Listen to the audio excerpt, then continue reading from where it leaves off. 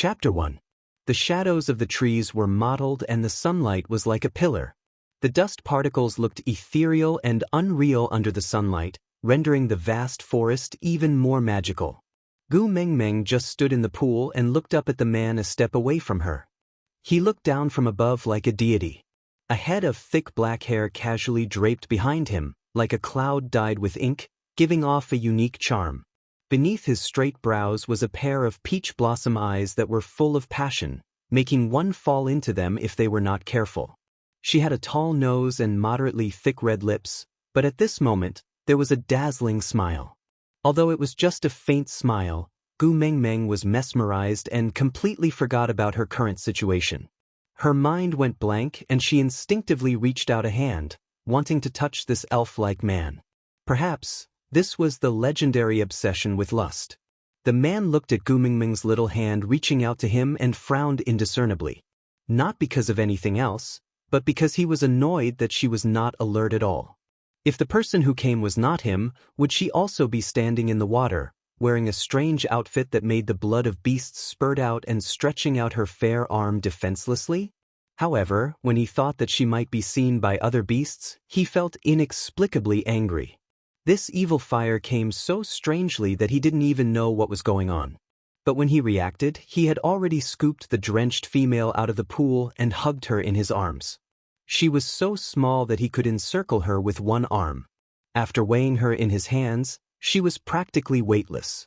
It was said that this lake was one of the 5 elements in the beast world. The messenger of the beast deity that was born every 1,000 years would randomly appear among the 5 elements: metal, wood, water, fire, and earth. According to the legends, it was almost time for the new messenger of the beast deity to descend. Would it be her? But she was still so small and looked like a young female.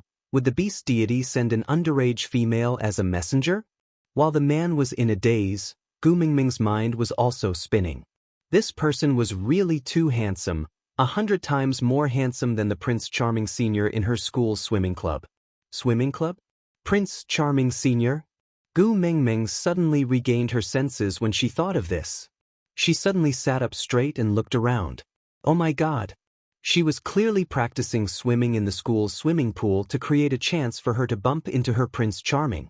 How did she end up here while she was taking a breather? No matter how you looked at it, it didn't look like the school's swimming pool. Noticing the abnormality of the little person in his arms, the man tightened his grip, forcing the little thing who was looking around to notice him. If her clear and innocent eyes were not looking at him, he would feel very uncomfortable. Gu Mengmeng turned around and stared at the handsome guy who was just inches away from her. She hesitated with her hand on her thigh. This must be a dream. As long as he pinched his thigh hard, he should be able to wake up. Once she woke up, this handsome guy would definitely be gone. But if he didn't wake up, would he drown in the swimming pool? Between beauty and life, Gu Mengmeng fell into a stalemate. In the end, beauty won.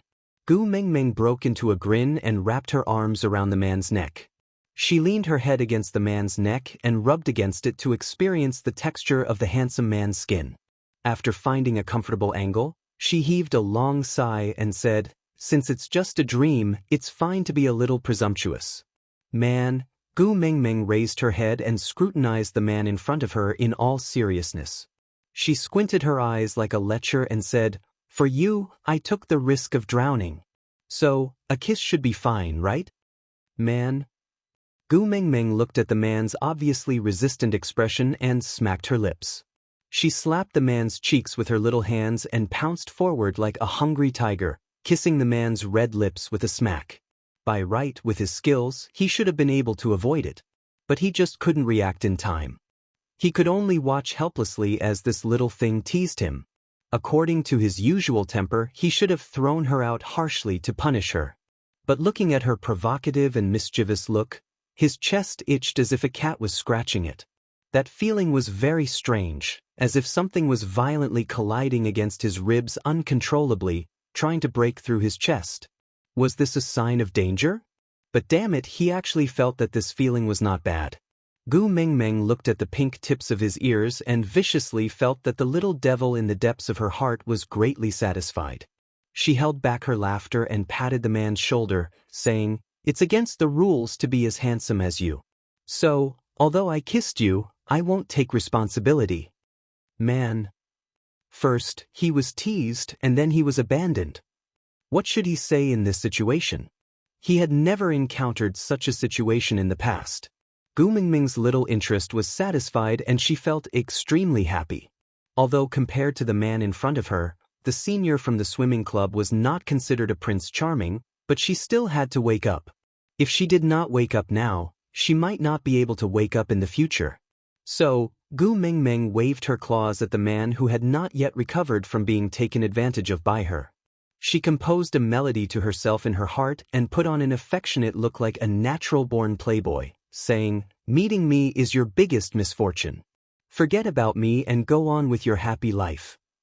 Bang! With that, Gu Mingming pinched the inside of her thigh hard. Hiss! Pain! Pain! Why did it hurt? Gu Mingming's eyes were filled with tears as she looked at the purple spot on her thigh. Her brain disconnected once again. Aside from the topic. Chapter 2. If it would hurt, then it would not be a dream. Gu Mingming felt like crying but had no tears. She really wanted to howl into the sky and ask who could tell her what exactly was going on. She had just gone through the inhuman torture of the college entrance examination and successfully entered S University.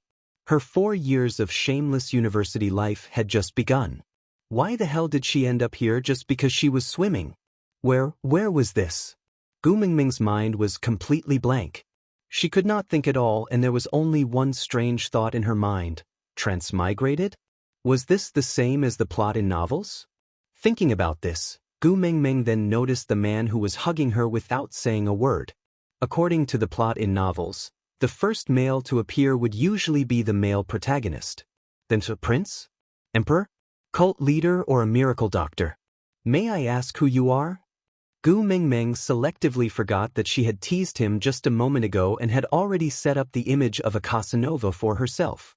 What forced kiss? What, I will not take responsibility, those were all fleeting clouds. Let's forget about it together.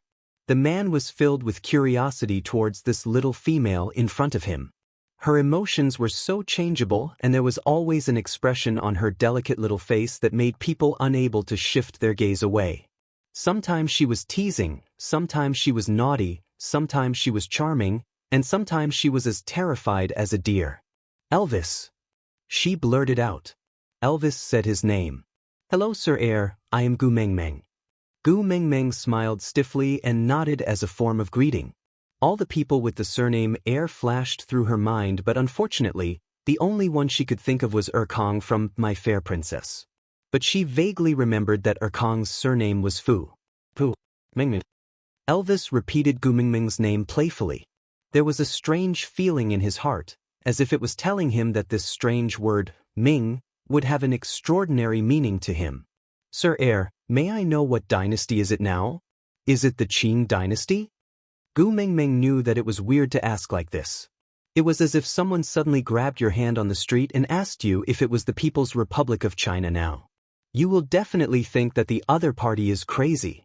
If it was possible, Gu Mingming also wanted to find a chance to test the little servant beside her. But this scene, appearing here in a polka-dotted bikini, even without asking what dynasty it was already weird enough.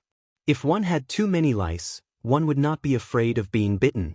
At worst, one would be treated as a madman. I am Elvis, not Lord Cole. Elvis corrected her coldly. He did not like her calling him by the wrong name.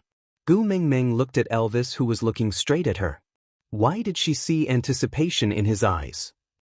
For some reason, Gu Mingming followed Elvis's wishes and called out, Elvis. Seeing Elvis nodding his head in satisfaction, Gu Mingming also laughed heartlessly. She was completely unaware that her smile had dazzled Elvis's eyes and occupied his heart. Gu Mingming was only wearing a bikini that covered her private parts. Elvis had already sized her up from head to toe when he pulled her into his arms. There were no mating marks on her body, nor was there any scent of other males. This further confirmed his guess that Gu Mingming was a young female. This knowledge made Elvis very happy, because it meant that as long as he brought Gu Mingming back to the tribe and raised her by his side, he would become her first partner. Thinking that this weird little fellow would become his partner one day, the corners of Elvis's lips curled up slightly, revealing a devilish and bewitching smile. He removed the beast's skin from his waist and wrapped it around Gu Mingming's body. He did not mind that he was naked. After all, it was common for both males and females in this world. But he did mind that Gu Mingming was seen by others. Thinking that someone would see her beauty, he felt suffocated in his chest. He even wanted to dig out the eyes of all the beasts. Gu Mingming was in Elvis's arms, wrapped tightly by him, only revealing a pair of big, clear eyes. The male hormones on the beast's skin made Gu Mingming's heart beat wildly. She even forgot the question she was asking just now. What did it matter which dynasty it was? There was a handsome man, that was the main point. Elvis was very satisfied with Gu Mingming's covetous look. There was only his reflection in that pair of clear eyes, which made Elvis feel extremely satisfied. He started to understand why those males would become like idiots after mating. Even if their own partners asked them to die immediately, they would not hesitate to cut open their chests, dig out their beating hearts and offer it to their females with both hands. Compared to the little female's smile, what was a life worth? Aside from the topic, regarding names, please forgive Jean Eyre for not being good at naming. Everyone's names were chosen using the automatic naming function of the writing software. If it was similar to someone else's name, then it only proves that we are using the same writing software, of course. If there are any babies with good names, please let me know in the comments section. I want both male and female names, long-term and in large quantities. Chapter 3. When Elvis, who was carrying Gu Mingming, appeared in the Saint Nazaire tribe, it caused quite a commotion. The reason was that Elvis had a weird habit. He hated the touch of females. The first beauty of the tribe, Nina, had expressed her interest in him many times, but he always avoided her like a snake. This directly led to him being single till now, and also caused the rumor that he liked males to spread like wildfire.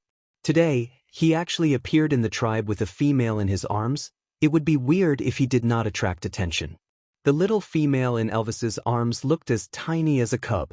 Her entire body was wrapped in beast skin, revealing only a pair of big eyes, like a lost deer in the forest, shining with an innocent and pure light.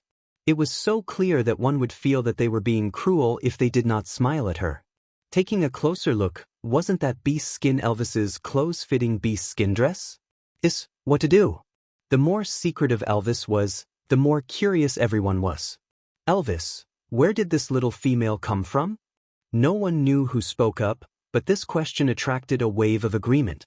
Elvis frowned, feeling a little displeased.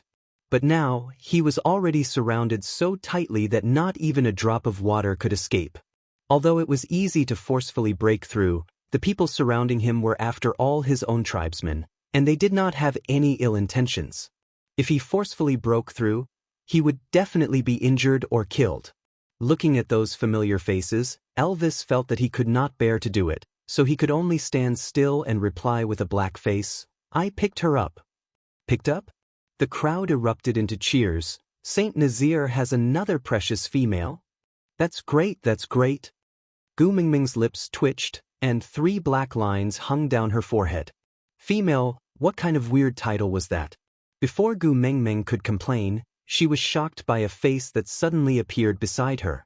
She did not even see the face, but saw that person sniffing her body fiercely, before cheering excitedly, "This little female does not have the smell of other males on her. She is a female that has not mated yet." Not mated, this little female has not mated. Gu Mingming could not take it anymore. She stretched out her white hand and used all her strength to slap that person who was sniffing her fiercely. Although Gu Mingming did not really agree with the term female, and it was her first time hearing the word mated, she felt a sense of shame, as if someone was holding a loudspeaker and shouting, "Gu Mingming is a virgin," in the school broadcasting room. Her face flushed. Gu Mingming stuck her head out from the beast's skin and glared fiercely at that person who was slapped. "Didn't your mother tell you that you will be beaten for molesting girls?" Silence. From the moment Gu Mingming stuck her head out, the surrounding air started to solidify at a speed visible to the naked eye. Everyone turned to look at Gu Mingming in unison. Their wooden faces were expressionless, making it hard to tell whether they were happy or angry. At this moment, Gu Mingming finally sensed the danger. The people around them were all strong men with tall and sturdy bodies. They looked to be at least 1.9 to 2 meters tall. She was 1.7 meters tall and was carried in Elvis's arms with one hand, as if he was carrying a child.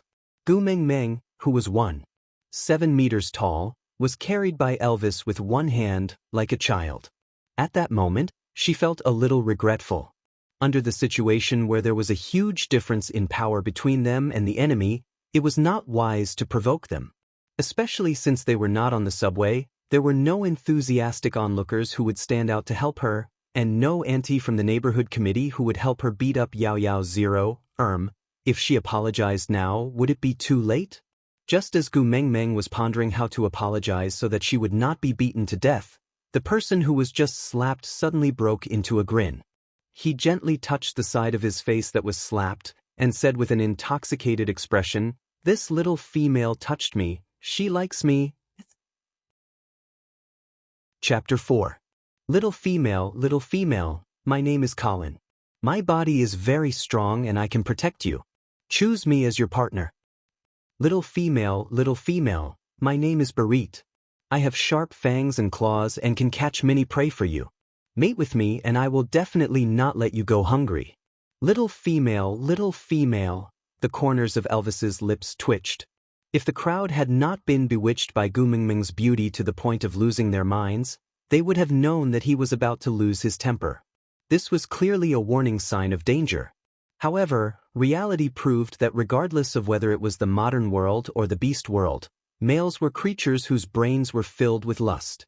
Although Gu Mengmeng had always looked forward to the treatment of a peerless beauty being surrounded by handsome men, she was quite frightened when it really happened. She shivered and instinctively leaned into Elvis's arms. She wrapped her little hands around Elvis's neck and buried her little face in his neck like an ostrich. Elvis, who had just stretched out his hand to slap away all the tribesmen, froze on the spot just like that. The soft and gentle breath on his neck made him confused and mesmerized. Gu Mingming's arms that were wrapped tightly around him displayed her reliance and trust towards him to the fullest. His nostrils were filled with the unique and elegant fragrance of a female, making him restless. He could not deny that he liked the feeling of being relied on by her. He liked it so much that the surrounding noises seemed to have disappeared. His ears could only hear the sound of her soft breathing. Elvis used one hand to support Gu Mengmeng while the other hand that was raised halfway to hit someone suddenly changed direction. He pulled up Gu Mengmeng's beast skin and wrapped her up again. Pleased by Gu Mengmeng's reliance, he was in an extremely good mood and even treated his tribesmen more gently than usual. It was as if he was not the one who was so angry that he wanted to kill someone just now. She is not of age yet and can't mate for the time being. Elvis's voice was deep and rich. His tone was calm and indifferent but filled with an undeniable dominance. When she is of age, her partner will be personally chosen by Leah and me. Elvis did not tell his tribesmen that Gu Mengmeng might be the messenger of the beast deity. Firstly, it was because he was not sure himself, and secondly, Saint Nazir was not strong enough to protect a messenger of the beast deity who could make the entire beast world go crazy over her. This was something that Leah had discussed with him long ago. If this batch of messengers of the beast deity were to descend in their lifetime and were extremely lucky to be found by them, then this news must be kept a secret until it could no longer be hidden. Chapter 5. Barit's insistence became a provocation in Elvis's eyes. Elvis smiled coldly as he curled his lips. Trying to snatch someone from his arms? Courting death. Elvis took half a step forward and stood in front of Barit. He raised his hand and placed it on Barit's shoulder as though it was weightless. In an instant, Barit's face contorted into a mess. Before the pain on his shoulder could be felt, Barit could already hear the sound of his bones breaking. Barit looked at Elvis in shock and fear. He did not understand what he had done wrong. Why was Elvis angry all of a sudden? Make way, all of you make way. In this strange silence, a voice suddenly sounded. It was as if the world that had been paused had started to operate again. It was common for males to attack each other. Although Elvis did not usually fight with his tribesmen, Barit was after all a warrior in the tribe. As the tribe leader, it was normal for Elvis to test him occasionally. After all, he had already mentioned that he wanted to raise a little female. How could he not test his abilities? Thinking about this, the naive males did not think much of it. A gap was torn open in the tight encirclement. The single males surrounding Gu Meng Meng and Elvis were pushed to two sides, creating a path. An orc who was obviously shorter than the others walked over from this path with her head held high. Stopping 1.5 steps away from Elvis, she brushed her messy and sticky hair and struck a pose that she thought was seductive. Pinching her throat, she said, "Elvis, you're back." Elvis frowned impatiently. Compared to this female in front of him, Barit was really not a problem at all. Hence, he let go of Barit's hand, causing him to stumble and be supported by others to Leah for treatment. "Elvis, I heard that you picked up a female? This is great news. This way, there will be 4 females in our Saint Nazir tribe." That female orc seemed to be used to Elvis's indifference. She did not feel disappointed because of his impatient expression. As she spoke, she tried to take a small step forward. As expected, the moment she lifted her leg, Elvis took a huge step back, widening the distance between the two of them. "Elvis, why are you like this? I just want to get to know the new female. After all, we will be living together in the tribe in the future. With me, the first beauty of the tribe, as her friend, I believe she will be able to integrate into the tribe very quickly." Gu Meng Meng could not help but sneak a peek at this orc who claimed to be the first beauty of the tribe. This fleeting glimpse almost made her fall out of Elvis's arms. She had bird's nest hair, green beady eyes, an upturned nose, and a big mouth. Most importantly, she had no eyebrows. She bared her yellow teeth. Those who knew that she was smiling, but those who didn't would think that she was going to bite someone. Below the face was the shoulder, and the head was directly connected to the body. This person had no neck. Waist? Yes, she had a waist. Her waist was as wide as 2 of her shoulders. Calling her a pregnant woman wasn't even enough to describe it. With this size, she had to be pregnant with 10 babies to have such a thick waist, right? Even the sweaty and sour smell on her body could not conceal her shyness. Gu Meng Meng was not scolding her, but she really had a shyness on her, like a zoo? Gu Meng Meng felt that her sense of beauty had collapsed. She dared to call herself the first beauty of the tribe like this? Most importantly, those passers-by who could easily outshine Korean celebrities by 3 streets actually had faces full of approval and did not refute her. Gu Meng Meng suddenly felt that she could understand why everyone was so enthusiastic towards her just now. Even this bird's nest hair could be considered as the first beauty of the tribe. She could only be considered as below average in the modern world. Wasn't she going to dominate the universe here and be extremely beautiful? Aside from the topic, Gu Meng Meng, she's the first beauty of the tribe? Elvis, yes. Gu Meng Meng, what about me? Chapter 6. Elvis obviously didn't buy Chicken Nest Hair's goodwill and didn't even reply to her. He only kept repeating Lee's words in his heart. Females are very precious and are the foundation of a strong tribe. For the tribe, no matter how angry I am, I cannot kill a female.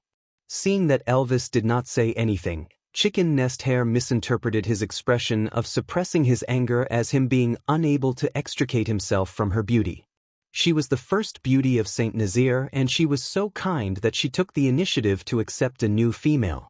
Which male would not be moved? Thinking about this, Chicken Nest Hair bared her yellow teeth and walked towards Elvis while twisting her thick waist. "Don't come over." Gu Meng Meng could not stand it anymore. She could just close her eyes and not look at ugly people, but the smell on Chicken Nest Hair was too pungent. Did she want her to not breathe? Chicken Nest Hair was shocked by Gu Meng Meng's shout. No one had ever dared to talk to her like that. She was so stunned that she could not react in time and just stood there obediently. Gu Meng Meng did not care what Chicken Nest Hair was thinking about. She only hugged the handsome Elvis and said, "The smell on her is too strong, I'm going to vomit. Can you bring me away from here first?" Elvis's eyes flashed with a hint of approval. She wanted him to bring her away from here. Did this prove that she did not have any feelings for the males who were trying to get close to her? Even Barit, who had requested to be raised, did not make her feel anything special? This meant that in her eyes, only he, Elvis, was special. So, although this little female was not of age yet, she still had a good eye for males. If Gu Mengmeng knew what Elvis was thinking, she would definitely roll her eyes and tell him that he was thinking too much. She was just disgusted by chicken nest hair's smell and wanted to run away. But this was not important. Although Elvis was not interested in females, he would still follow the basic rules of the beast world. Any request made by a female to a male would be unconditionally fulfilled by the male who was pursuing her. Because this was a test from the female to the male. Only the male who passed the test would have the chance to gain the female's favor. Generally speaking, a female who was adored by many wouldn't even make a request to a male who wasn't interested in her. So, did this mean that Gu Mengmeng liked him? Thinking of this, Elvis nodded his head seriously. As the leader of Saint Nazaire, how could he disappoint the little female who liked him? Thus, Elvis transformed into a wolf on the spot and used his teeth to lightly wrap around Gu Mengmeng's beast skin. The petite Gu Mengmeng was then flung onto his back. Leaving was a piece of cake. But since it was a test given by Gu Mengmeng, Elvis decided to do his best. Thus, a gilded black wolf carrying a small bundle of things disappeared on the spot, leaving only an afterimage. Just now, did Elvis put the little female on his back? I think so. No way. Only partners can ride on their backs. Elvis, little female, impossible, we must have seen wrongly. Haha. I must be mistaken. The dumbfounded male beasts started to doubt their own eyes. After laughing stiffly, they lied to themselves and said, Elvis must have just left with the little female in his mouth. It's just that he was too fast, so we didn't see it clearly. Chapter 7.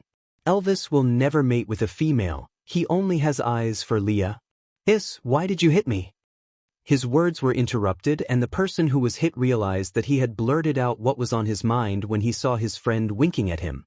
Elvis's sexual orientation was a secret known to the whole world, but it was one thing to know and another to say it out loud.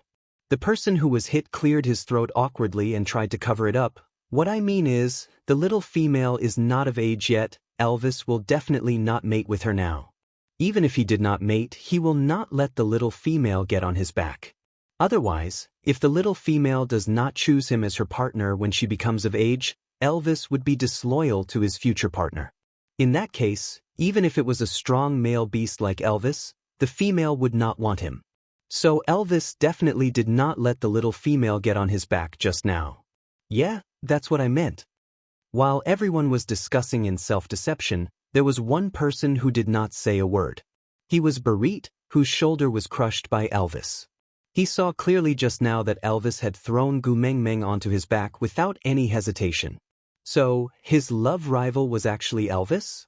No wonder he was so angry just now. What should he do? Barit felt his fighting spirit ignited and it was at an unprecedented high. The little female he liked was indeed different from the rest. She could even make Elvis, a 10,000-year-old iron tree, blossom with her. His taste was really good. Thus so proud. See. Only when Elvis was out of sight did Puffy Hair regain her senses from Gu Mengmeng's "Don't move."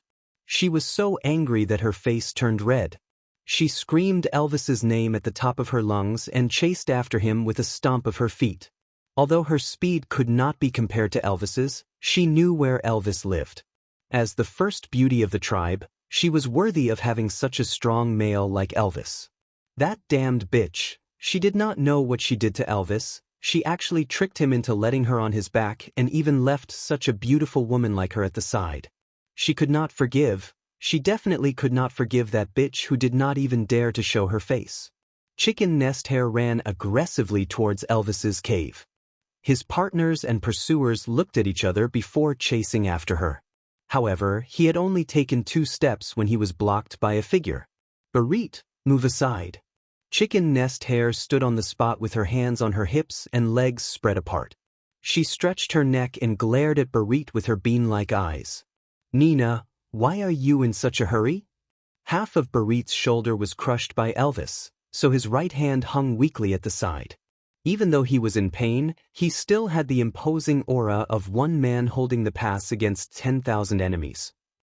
With him standing there alone, Nina, her 3 partners and her group of pursuers did not dare to go around Barit to continue chasing after Elvis. I'm going to kill that bitch to protect Elvis's innocence. Chicken nest hair. Oh no, her name was Nina. Nina had a self-righteous attitude, as if Elvis was her male. Barit laughed and looked at Nina with disdain sarcastically, asking, "Why does Elvis need you to protect his innocence? Who do you think you are?" Aside from the topic, publishing during subscription was a good thing. Habitually storing manuscripts. Every morning between 8:20 and 8:30 a.m., publishing manuscripts in advance.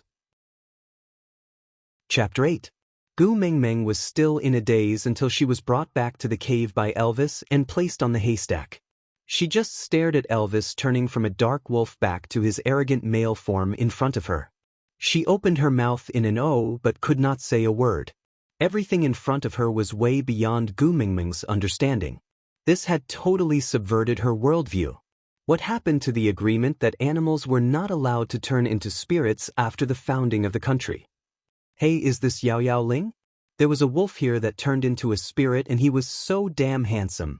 He was clearly a black wolf but his skin was as white as jade. Elvis stood at the entrance of the cave against the light and his entire body seemed to be emitting a hazy halo, just like a deity.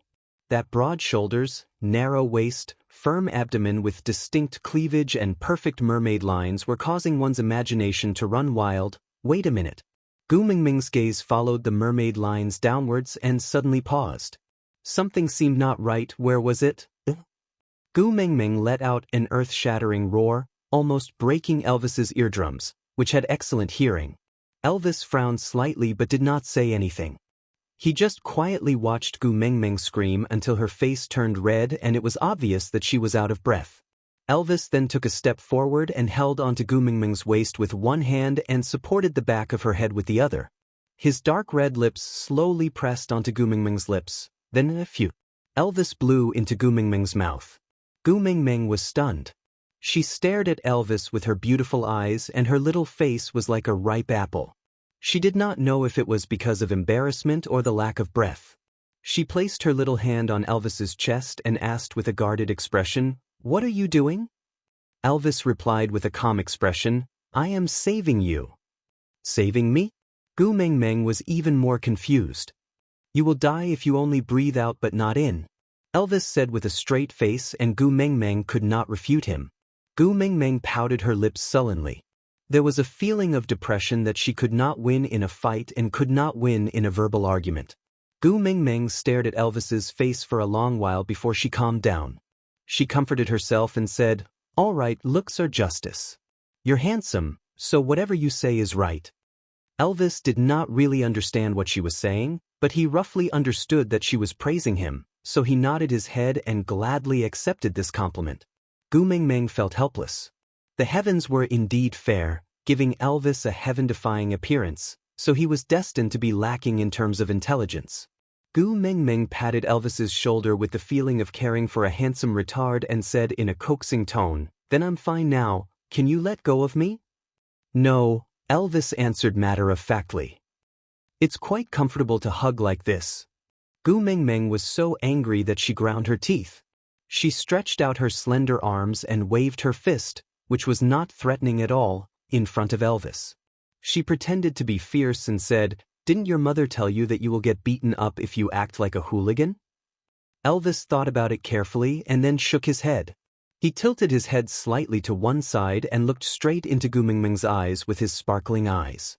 He asked in a sincere tone, "What is acting like a hooligan?" "Hugging me like this is acting like a hooligan. Blowing air into my mouth just now is also acting like a hooligan. Any body contact without the other party's consent is acting like a hooligan." Gu Mengmeng said firmly and her words were powerful. But Chapter 9. Yes, she was the one who made the first move at the lake. She touched and kissed Elvis and flirted with him.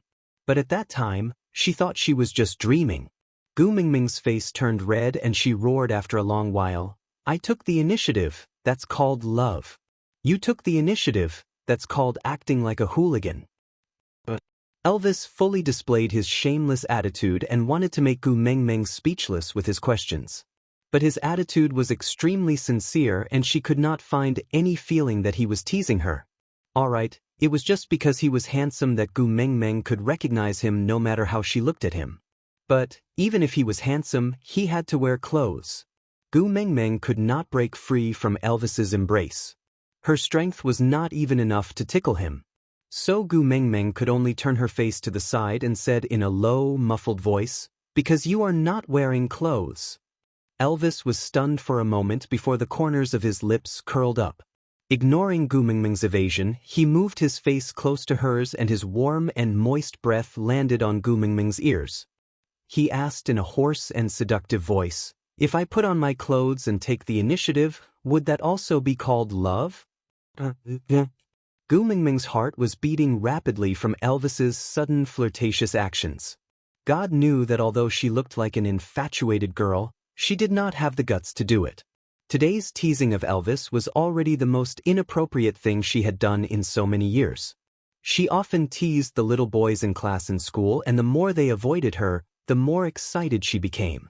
But if the other party took the initiative, she would run away faster than anyone else.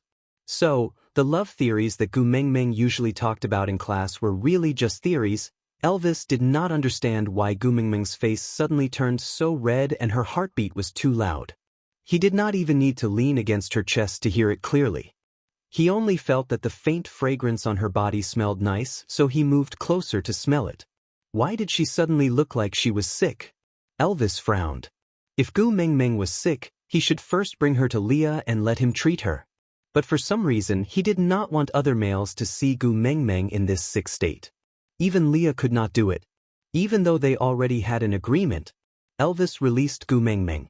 Even though he was extremely unwilling, he still obeyed her wishes.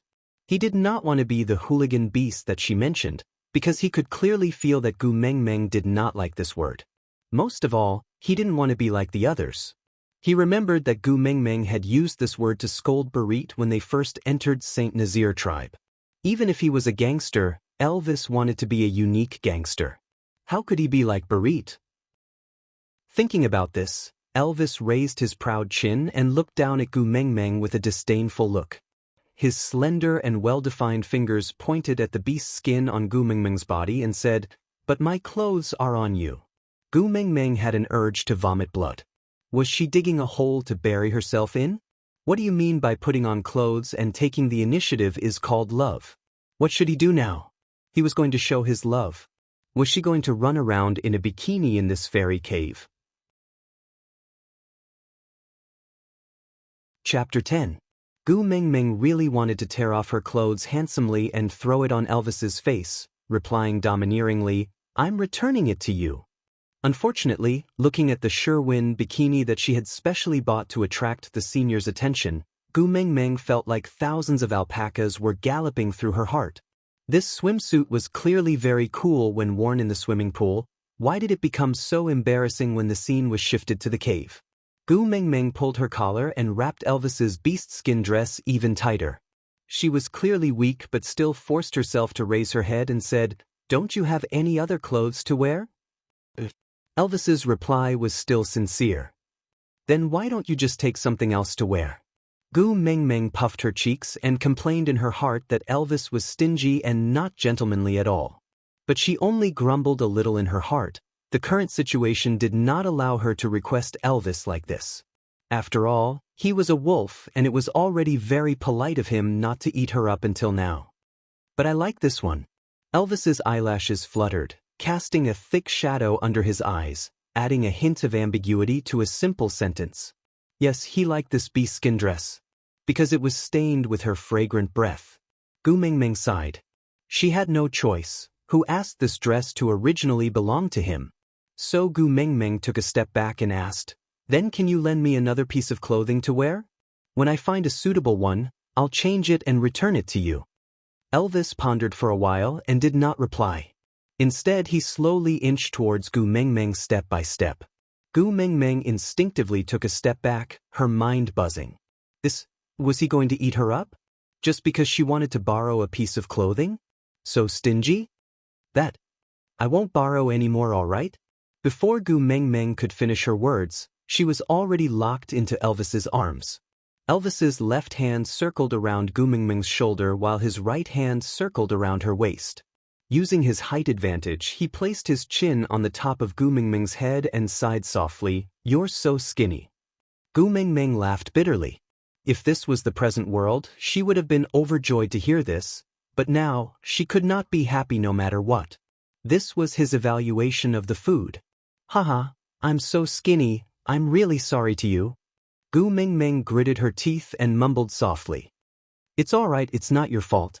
Elvis felt a little heartache towards Gu Mingming's apology. It must have been tough for her to stay by the beast deity's side.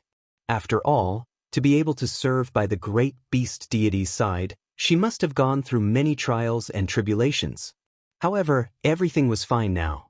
Since she had come to his side, he would definitely take good care of her and make her fat. Gu Mingming did not know what Elvis was thinking. She just felt that this conversation could not continue. "Who the hell begged you to eat me? How could he be picky? Have you considered my feelings when I'm about to be eaten?" Just when Gu Mingming wanted to retort, she suddenly felt the hand on her shoulder lighten. The hand that was originally on Gu Mingming's shoulder had already moved to her butt. Gu Mingming exploded on the spot. She could only feel all the blood in her body rushing to her head. Her face must be extremely red now. What the F***ck, she was really being molested, right? Chapter 11. Gu Mingming was infuriated. Food also had a temper, all right. "You can eat me if you want, I can't beat you anyway, so I can only be at your mercy. But you want to eat me and act like a hooligan at the same time, that's your fault. Anyway, I'm going to be eaten." Gu Mingming's courage grew as she thought about that. So she hooked her knee and prepared to give little Elvis a heavy blow. If the situation was optimistic, she might die a quick death. However, Elvis was the best among the male beasts, so he had an almost instinctive reaction to danger. So, when Gu Mingming's knee was at least 2 thrusts away from little Elvis, Elvis turned his body and let go of Gu Mingming. He did not say anything. As for Gu Mingming's sudden attack on him, he understood it as what Gu Mingming meant by any physical contact without the other party's consent is considered as a hooligan. Based on his understanding that although Gu Mingming loved to play hooligan with others, she basically had zero tolerance when others play hooligan with her. It was not hard to understand her current level of attack. Gu Mingming looked at Elvis, suddenly letting go of her and not clamoring for her to return his clothes. He even left her behind and walked into the deeper parts of the cave alone. She did not know how to react in that moment. Was he angry? Gu Mingming looked at Elvis's faintly discernible naked back in the dark cave, her face in confusion and disarray in the wind. When she regained her senses, Elvis had already walked back from the deepest part of the winter snow. He was still holding a white beast skin dress in his hands. Elvis stood in front of Gu Mingming and handed the beast skin dress to her. He lifted his chin slightly, indicating that this beast skin dress was for Gu Mingming. Gu Mingming tentatively touched the snow-white beast skin dress, tilted her head and asked, "Lend this to me?" Elvis originally wanted to say that it was for Gu Mingming, but in order to have a justifiable reason to strip her clothes in the future, Elvis held back his laughter and nodded, silently admitting that this dress was lent to Gu Mingming. Girls had a natural yearning for beautiful clothes. It was an irresistible temptation. Gu Mingming was already very restrained and reserved when Elvis took out the beast skin dress. She did not immediately pounce on it. Now that he said that he wanted her to wear it, what was there to be polite about? In ancient times, people were given a full meal before they were beheaded. Perhaps it was popular here to give you some beautiful clothes to wear before eating? Gu Mingming's eyes were filled with love as she held the beast skin dress and measured it against her body. Feeling that the length and weight were very suitable, she could not wait to wear it. But seeing that Elvis had no intention of leaving, Gu Mingming frowned. "I need to change my clothes. Can you go out for a while?" Elvis leaned against the wall of the cave with a faint smile on his face. He liked Gu Mingming's expression when she saw the clothes. He liked it very much. "Because I want to change." Gu Mingming was speechless. "Go ahead, I won't stop you." Elvis could not wait to see Gu Mingming wearing the beast skin that he personally made. He did not want to wait for even a second. Gu Mingming weighed the pros and cons. Anyway, Elvis had already seen her wearing a bikini by the lake, and he had been carrying her the entire way back. He had already seen everything she wanted to see. It was too late for her to be reserved now.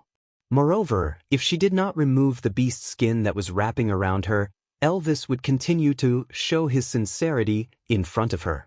Gu Mingming was really worried that if this carried on, her moral integrity would be broken to the point that she could not get it back. Because now, she had vaguely gotten used to seeing Elvis without any clothes on. Although she would still intentionally avoid looking at little Elvis, but even if she accidentally saw it, she would not want to scream. "Ah, moral integrity Lord, don't abandon me." Digression. Small explanation. In the beast world, females will only wear the clothes that their partners made for them after they mature. Moreover, due to the severe imbalance in the ratio of males to females, a female will have many male partners. Hence, females will usually only wear the clothes that their partners made for them.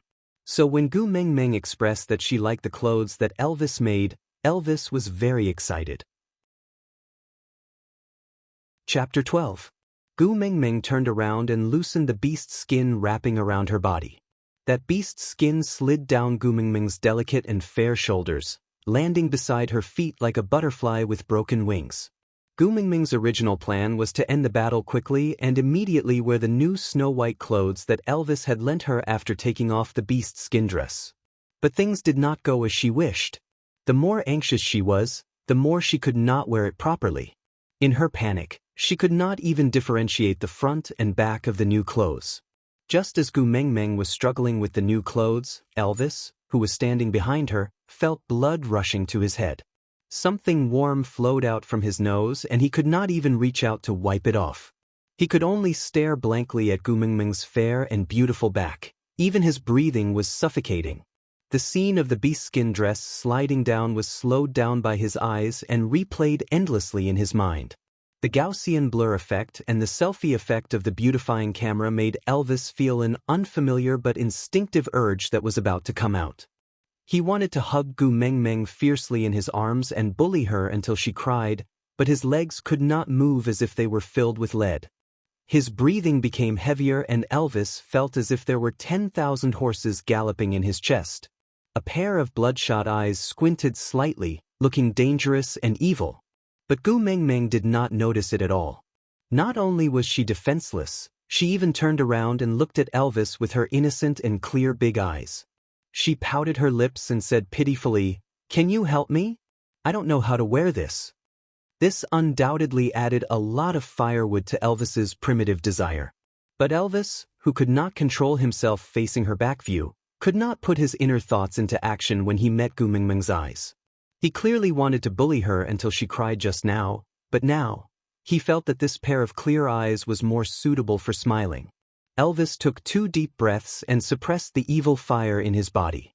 He slightly moved his numb body and walked to Gu Mingming with the stiffest and weirdest posture he had ever walked in front of her. Without saying anything, he took over the clothes that Gu Mingming had tangled into a mess and unfolded them in a few moves. "Stop," Elvis said succinctly in a commanding tone. "Oh." Gu Mingming clenched her fists cooperatively and placed her palms on Elvis's outstretched hand. That movement was like a cat begging for food. Thump thump. Elvis was teased by Gu Mingming's adorable look and his heart was beating so fast that it was about to jump out of his throat. Elvis bit his lower lip and retracted his hand that Gu Mingming was holding, ruffling her hair fiercely. Looking at Gu Mingming, whose hair was disheveled like Sadako, Elvis finally heaved a sigh of relief.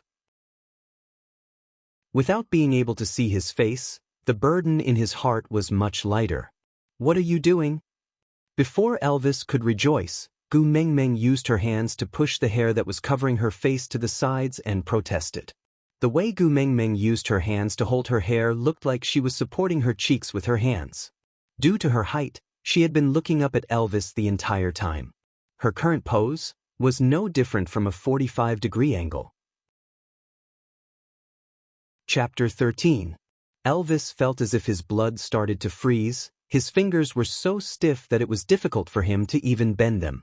He did not even know what kind of willpower he used to put the white fur dress on Gu Mingming. but he knew that his discomfort would be reduced if he helped her wear the dress. But things did not go as he wished. The white rabbit skin was fluffy and soft. The longer fur had already been removed during the tanning process, leaving only about 1 centimeter long fur. The flawless white fur made Gu Mengmeng look even more adorable. Her smooth shoulders were exposed from the sleeveless beast skin dress, white and tender. Following the shoulders down, there were 2 well-proportioned and plump arms. Her fragrance filled his nostrils and his heart kept echoing in his chest. This pair of arms had just wrapped around my neck. The A-shaped design did not emphasize on the shape of the waist, but the unintentional crease at the waist made Gu Mengmeng's waistline even more captivating, making it hard for him to control himself.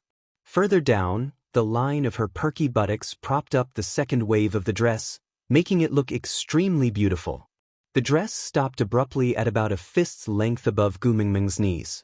Gu Mengmeng's straight and beautiful legs were like a piece of art carved out of jade, well-fitting and beautiful.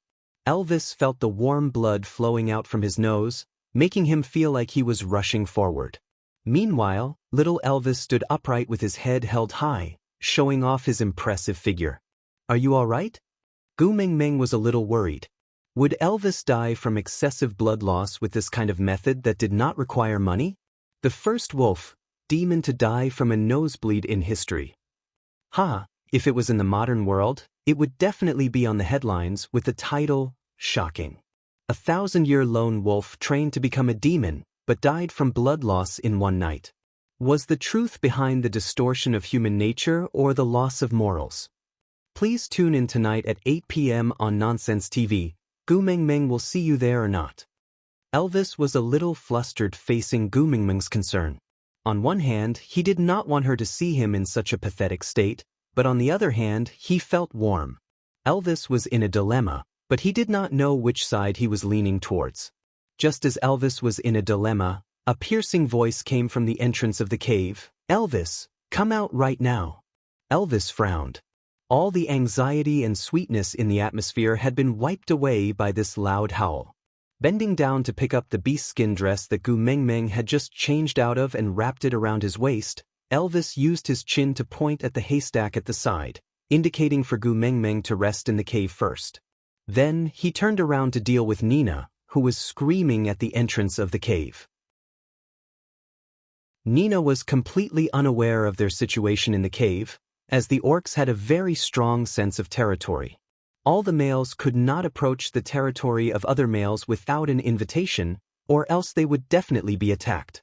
Nina had no idea what was going on in the cave. Although Nina was a female, Elvis had never liked her, so every time she went near Elvis's cave, Elvis would come out and beat up her partners. There was no other way, that was the rule in the beast world. If a female caused trouble, her male would have to bear the consequences. Nina's partners had been beaten up many times, and Elvis's beatings were getting more and more ruthless each time. The last time, Elvis even warned Nina that if she dared to approach his cave again, he would not let her off even if she was a female. Only then did Nina slightly restrain herself. Every time, she would stand 2 meters away and shout at the top of her lungs, making Elvis annoyed, and he would naturally come out to see her. But this time, her motive was not to harass Elvis, but, aside from the topic, "Elvis, you're flirting with me." Gu Mengmeng. "Yeah, it's unintentional." "Elvis, you have to take responsibility even if it's unintentional." Gu Mengmeng spread her hands. "Take responsibility? What kind of joke is that? When have I ever taken responsibility when I come out to play? Elvis, if you don't take responsibility, I will eat you up." Chapter 14. Elvis, you must uphold justice for me. That bitch actually instigated Barit to hit my males and even humiliated me. Sob, sob, sob. She must be jealous of my beauty, that's why she did that. The green vein at the corner of Elvis's eyebrows twitched. He had nowhere to vent his anger after being teased by Gu Mengmeng, and Nina's words were akin to throwing a match into an explosive warehouse, completely igniting the fire in Elvis's eyes. Elvis did not even stop for a second when he passed by Nina. Barit and Nina's males were fighting? With a battlefield, he could exercise his muscles. Orcs had a sensitive sense of smell, and Elvis was one of the best in this field. Barit and Nina's males seemed to be fighting rather fiercely. Even at such a distance, he could smell the scent of blood if he paid a little attention. So, Elvis easily found the direction where Barit and Nina were at and dashed over without looking back. Meanwhile, Nina, who came to seek help, did not leave with Elvis. Instead, she sneered, turned around and walked towards Elvis's cave. That bitch! Not only did she get close to Elvis and wear his clothes, she even entered his cave. Unforgivable, it was really unforgivable. Even she, the first beauty of the tribe, had never entered Elvis's cave before. How could that bitch enter? With that thought in mind, Nina walked towards Elvis's cave aggressively. She thought, since that bitch could enter, she could enter too? Even if Elvis was angry after returning, wouldn't he just beat up her males to vent his anger? So what if he beat them to death? She was the first beauty of Saint Nazaire, and the number of males who wanted to mate with her could not be counted with her fingers and toes. Even if her current partners were all beaten to death by Elvis, they could only blame themselves for being too useless. It was not a pity for trash like them to die. Bitch, come out right now. Nina was confident that no matter what, Elvis would not really hurt this precious female like her, so she grew bolder. For the first time in her life, she bossed around Elvis in the winter snow with the aura of a female owner, giving out orders. The soundproofing of the cave was really not good, so Gu Meng Meng had long heard the conversation between Nina and Elvis at the entrance of the cave. Looking at Nina's current posture, it was as if she was the first wife catching an adulterer. Even if Gu Meng Meng was a fool, she would know that Nina was not friendly now. Could it be that Chicken Nest Hare and Elvis were really a couple? As Gu Meng Meng thought about this, she sighed in her heart. What a waste of Elvis's handsome face. Not only was he not the male lead in the first scene, but he was also paired with such an ugly freak with bird's nest hair. Sigh, my worldview has collapsed, my worldview has collapsed. With that thought in mind, Gu Meng Meng had already hidden herself at the edge of the cave entrance in a flash. She pressed her back against the wall and tried her best to hide herself. Unfortunately, before she could steady herself, Nina had already dashed in. Gu Meng Meng's white furry dress was so eye-catching, it was impossible for Nina to pretend that she did not see her. So the two of them just stared at each other, feeling as if time had stopped. If I say that I did not do it on purpose, would you believe me? Gu Meng Meng did not move at all and only laughed awkwardly before asking weakly. What? Nina did not understand what Gu Meng Meng was talking about without any rhyme or reason. She just felt that whenever she spoke to her, her brain seemed to have short-circuited. Hee hee. Gu Meng Meng laughed dryly. Then, she suddenly took out the wooden stick that she had hidden behind Elvis the moment he came out of the cave and smashed it towards Nina's head. Nina was not prepared and was smashed by Gu Meng Meng. She saw stars and her legs turned into jelly. She swayed a few times and fainted after saying, aside from the topic, Gu Meng Meng, you are a damn wolf. You don't want to eat me but sleep with me? Elvis, you know that I want to sleep with you, yet you still treat me and Nina as a couple? Gu Meng Meng, you two are not a couple. Why did she come here looking like she wanted to catch you in the act? Chapter 15. Gu Meng Meng threw away the wooden stick in her hand and smiled embarrassedly. I didn't hit you on purpose, it's up to you whether you believe it or not. I'll leave first. Handsome men were precious, but love was even more valuable. If it was for her life, she could throw both away. This place was not suitable for humans to stay in, anyone was a pervert. Gu Meng Meng deeply felt that she had fallen into a thief's nest. Although Elvis was handsome, he was a demon and a carnivore that had transformed into a demon. Who knows, he might just eat her up if he was unhappy.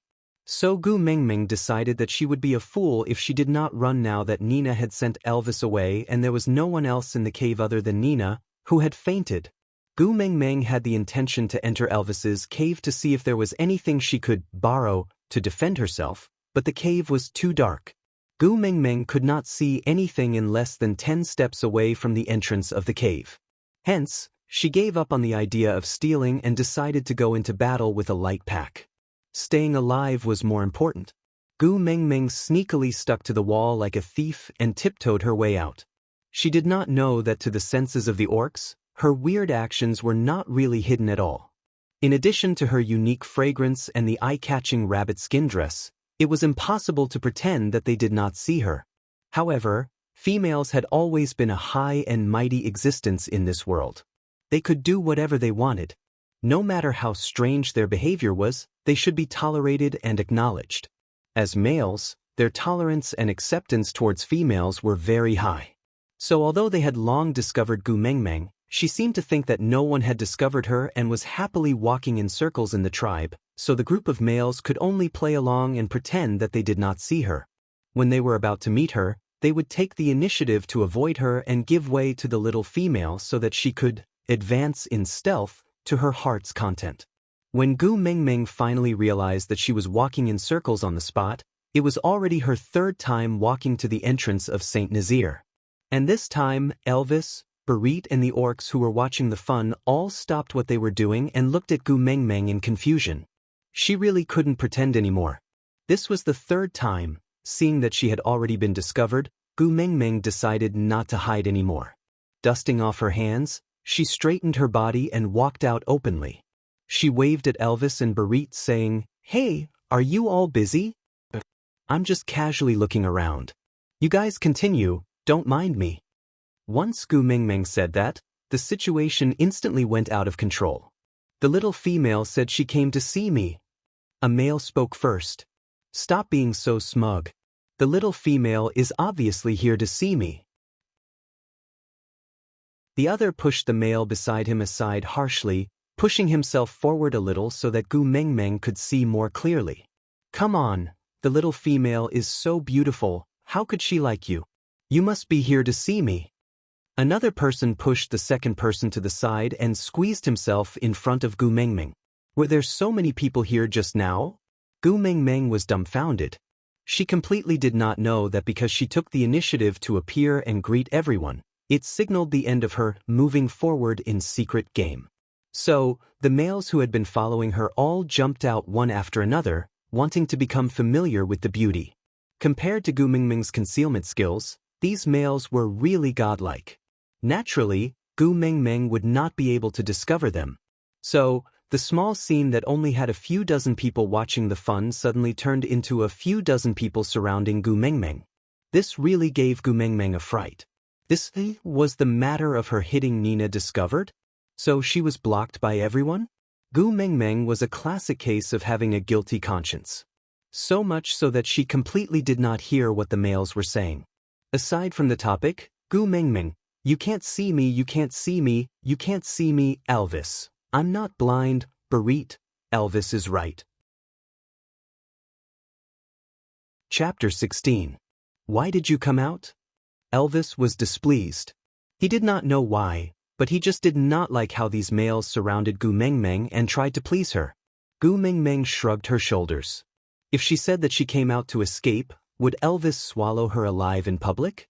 She looked around and saw Barit standing not too far behind Elvis.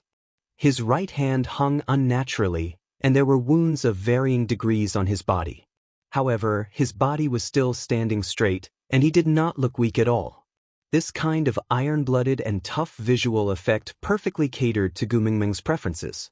It was just like the barbaric version of Yu Jin from Descendants of the Sun. Moreover, it was the Yu Jin who was injured during a mission. Could he not be too handsome? Thus, Gu Mengmeng bypassed Elvis and walked straight to Barit's side. She stretched out her index finger and lightly touched the wound on Barit's chest, asking, "Does it hurt?" Barit did not know what to do with this sudden concern. All the blood in his body rushed to his head. Other than his deafening heartbeat, he could only hear Gu Mengmeng's voice echoing in his ears. "Does it hurt?" "It must be very painful." Barit shook his head stiffly, his eyes locked onto Gu Mengmeng's face. Even though he had seen Gu Mengmeng's face not too long ago, he was still stunned by her beauty at that moment. After all, Gu Mengmeng was just a girl in the first year of university. Being stared at by a handsome guy with such a blatant infatuated but not perverted gaze, her vanity was greatly satisfied. This made her feel better physically and mentally than using words to compliment her beauty. Hence, Gu Mengmeng gave Barit a big smile without hesitation, but she was rebuking him, how can it not hurt when you're bleeding so much? Barit smiled widely at Barit. Barit followed Gu Mingming's gaze and lowered his head to look at the wound on his chest. That was Elvis's masterpiece, but he had controlled his strength, so even though his flesh was torn open and bleeding, his bones and organs were not injured. For males, this was really not a big deal. But it was just a superficial wound, but the little female actually cared about him. Gu Mingming's finger gently brushed past the area around Barit's wound. The wound was so deep that his bones could be seen. Blood flowed down his chest and had already soaked half of his beast-skin dress, but this fellow did not even frown. What a tough guy! Gu Mengmeng gave Barit a thumbs up in her heart. Raising her head, Gu Mengmeng looked at Barit against the afterglow of the setting sun. Her clear and bright eyes curved into the shape of a crescent moon. I'm Gu Mengmeng, what about you? What's his name? Barit. Barit's voice was trembling. His heart was beating wildly, causing his entire body to tremble. The little female had told him her name and even asked for his name. Gu Mengmeng, her name is Gu Mengmeng. Barit. Gu Mengmeng nodded, indicating that she remembered this name. Barit felt that his life as a beast was already complete at this moment. What else could be more blissful than the little female he liked remembering his name? If there was, then not only did she remember his name, she even told him her name. Barit felt that he was the happiest male beast in the entire world. At the same time, he had also attracted the hatred of all the single males in the tribe. Aside from the topic, Gu Mengmeng, Barit is so handsome, a tough guy. Author, you didn't say that just now, Gu Mengmeng. What? Author, you clearly slapped him in the 3rd chapter and even asked him, didn't your mother tell you that you would be beaten if you molested a girl? You even said he was molested, Gu Mengmeng. Don't mention the past, let it go with the wind. Author, admit it, you didn't remember Barit's face, Gu Mengmeng. Damn it, who could remember someone else's face in Elvis's arms? Author, now you say Barit is to your liking? What iron-blooded tough guy. Gu Mengmeng. Damn it, I'm not in Elvis's arms right now. Elvis, Mengmeng, come over. Gu Mengmeng, what are you doing? Terrified.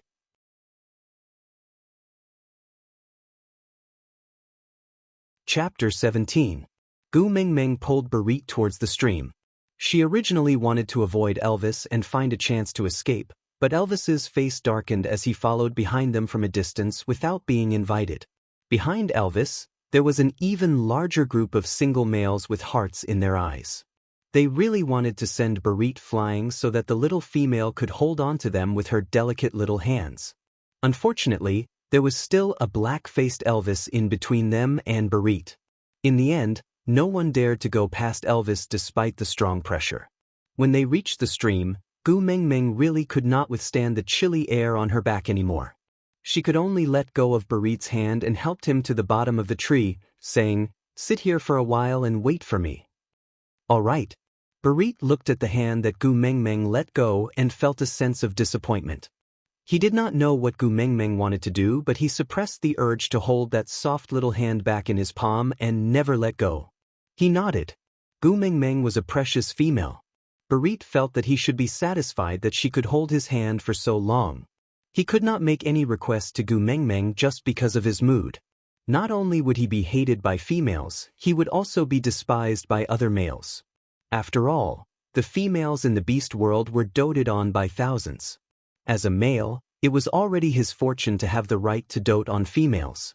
How could he make any requests to females? However, Gu Mengmeng did not know what was going on in Barit's mind. She only felt that after letting go of Barit, the chilly feeling on her back lessened by a lot.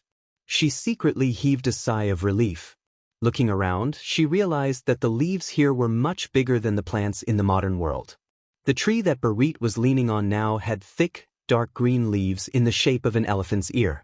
They were about 1 centimeter thick and there were countless layers of them. Gu Mengmeng picked a leaf that was the size of 2 palms. But when she walked to the bottom of the leaf, she realized that the height of the leaf was higher than she expected. She thought that she could reach the leaf by stretching out her arm, but Gu Mengmeng could not even reach it after jumping for a long time. The atmosphere was a little awkward. Dozens of males surrounded Gu Mengmeng in complete silence. They watched as she jumped 3 to 4 times on the spot with her face flushed red. They did not know what she was trying to do. Gu Mengmeng felt wronged. How could it be so embarrassing?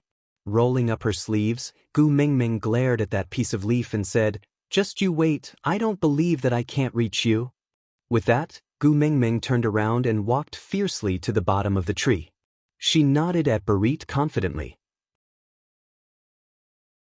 Seeing that Barit was about to stand up, she hurriedly pressed down on his shoulders and said, "It's all right, just sit here and don't move." "All right." Barit sat back to his original spot and maintained the posture Gu Mengmeng's instructions. It was the kind of motionless that did not even blink. Gu Mengmeng was used to being wild since young, so climbing up a tree or building a house was not a big deal. Like a wild monkey, she climbed up the thick tree trunk bit by bit. Although it was a little strenuous, she finally climbed to the branch. She carefully climbed up the branch and successfully picked the leaf that she had her eyes on. Goo goo god. Goo goo. Mengmeng. Goo, goo and two. Oh, then the question was, why did this tree look a bit tall?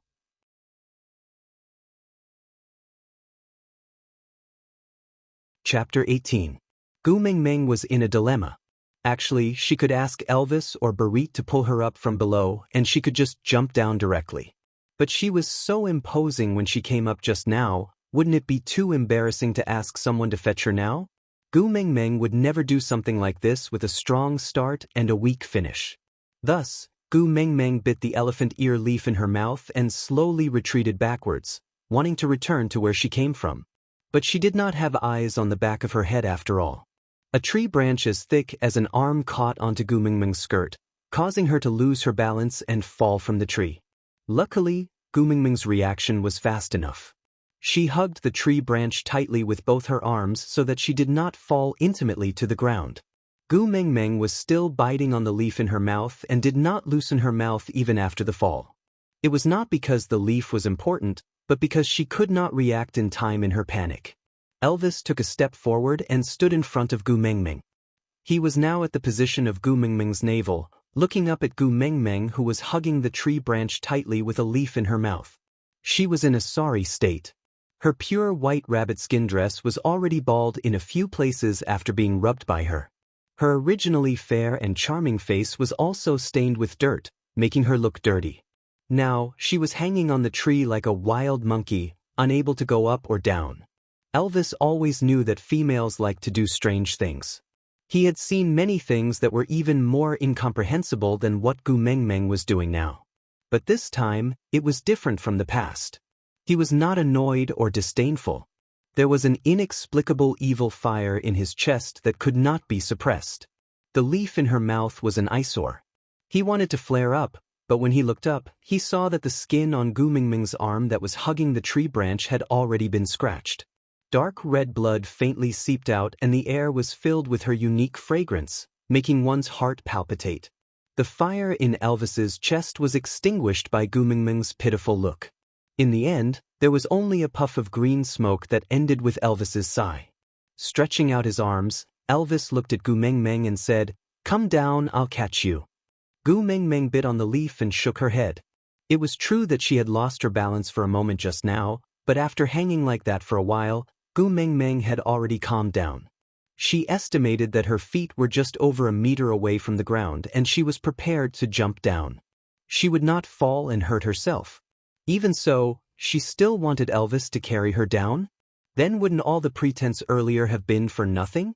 Just when Gu Mengmeng was thinking about how suave she should jump down from the tree to regain her dignity, she saw Elvis raising his eyebrows.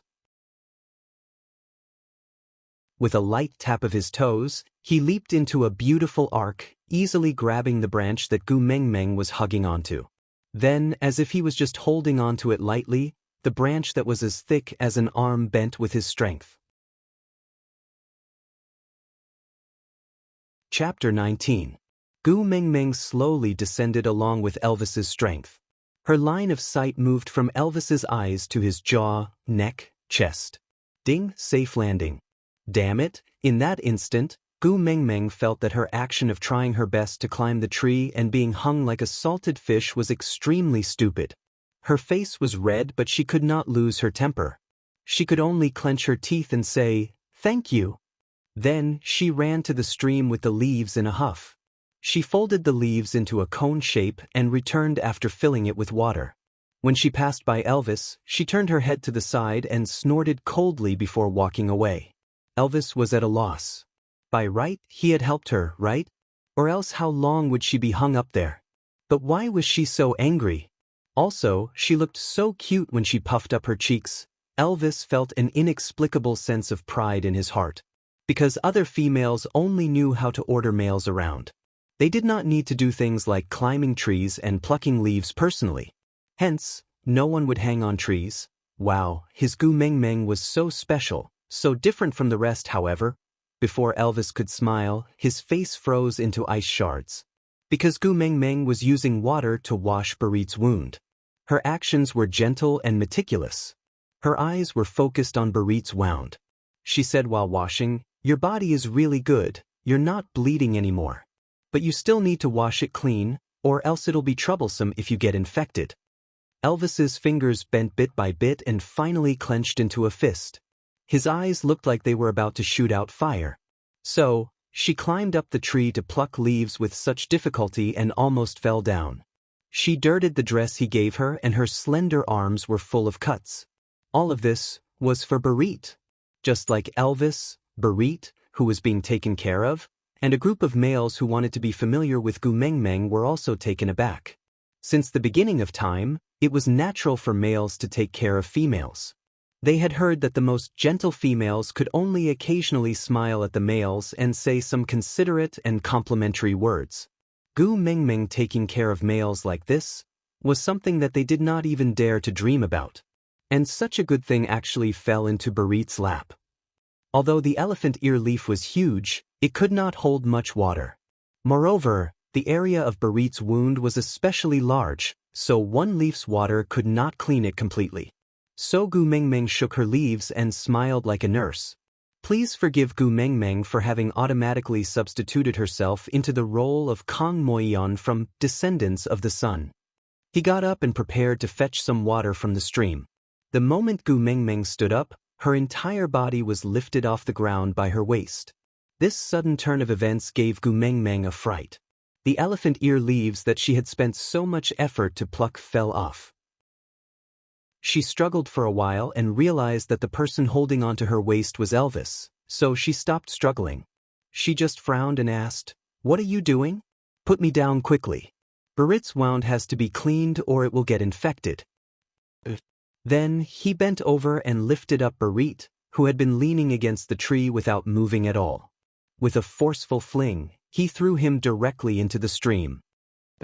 "What are you doing?" Gu Mengmeng was shocked by the splashing sound of Barit falling into the water. She glared at Elvis with her eyebrows wide open. "Someone will help him clean it." Elvis turned around and gave the male beasts a look. The male beasts, who were already so jealous that their teeth were aching, rushed into the stream and took care of Barit with all their might. There were also a few burly and tall beasts who purposely blocked Gu Mengmeng's line of sight. They grinned at Gu Mengmeng, trying to hide the fact that they were hiding something. Elvis was very satisfied with this. He nodded and said, "Moreover, it will be cleaner this way." Aside from the topic, the editor told me to write 2,000 chapters a day, or else the queue time for the first release would be longer. For our Gu Mengmeng to be seen by more people, should I be more hardworking? Chapter 20. Just when everyone was taking care of Barit, an injured male beast stumbled over. "Elvis, Nina is injured." His voice was not loud, but it caused the air to freeze in an instant. To a tribe, nothing was more precious than females, because females directly determined the tribe's prosperity. Every female's injury was extremely serious to the tribe, especially in a small tribe like Saint Nazaire, where there were only 3 females. Nina's injury was definitely not a small matter. Even if Elvis was not interested in Nina, he definitely could not ignore her. "Where is Nina?" Elvis frowned and asked in a neutral tone. She has already been sent to Leah. The male beast that came to report the news answered. Elvis nodded his head, using his gaze to signal the male to explain Nina's situation. That male followed closely behind Elvis, saying as he walked, "We did not see Nina when we returned to the cave just now, so we went to look for her. When we found her, she had fainted in your cave with a huge hole on her head. Blood kept flowing and she was unconscious. Quentin sent her to Leah for treatment, so I immediately came over to inform you." Elvis listened to the person who came to report the situation while walking towards Lee's cave. He purposely did not look at Gu Mengmeng, so that she would not find out that he was in such a hurry to see Nina to bring her away from Barit. After all, even if it was a mated male, he could not stop a female from finding a new partner. Moreover, he did not have a status yet. Elvis was also feeling very conflicted. On one hand, he wanted to monopolize Gu Mengmeng, but on the other hand, he was worried that his jealous behavior would make Gu Mengmeng hate him. So he could only use his official position for his private interests and pretend that he was very busy. So, Elvis did not see that Gu Mengmeng was even more guilty than him. Nina had fainted till now and had not woken up? There was a hole on her head and she kept bleeding? Damn it, could it be that she was too ruthless just now and killed her? That. Gu Mengmeng's stiff lips formed a weird smile, tugging at Elvis's collar. "Go ahead if you have something to do, I will stay behind to take care of Barit." "No way." Elvis rejected her without even thinking. "Why not?" Gu Mengmeng asked bravely. Elvis paused for a moment. He was in such a hurry to bring Gu Mengmeng away from Barit, so when Gu Mengmeng requested to stay, he did not even have time to think before rejecting her. But because he was jealous. But this reason, it seemed like, maybe, probably, maybe, couldn't hold up. So Elvis cleared his throat and pretended to be calm as he said, "Nina is injured, we have to go see her first." "But Barit is injured too. Gu Mengmeng would rather die than visit Nina." What kind of joke was this? She was the murderer. "It's normal for males to get injured, don't worry about it." Elvis's face darkened. He realized that he hated Barit very much. This name was especially annoying when it came from Gu Mengmeng's mouth. What kind of logic is that? Males will also feel pain when they are injured and need someone to take care of them. Gu Mengmeng wriggled her body with all her might to express her protest. Even though her slender arms and legs were completely useless in front of Elvis, she had to show some attitude. Elvis was stunned by Gu Mengmeng's words. Males could also feel pain.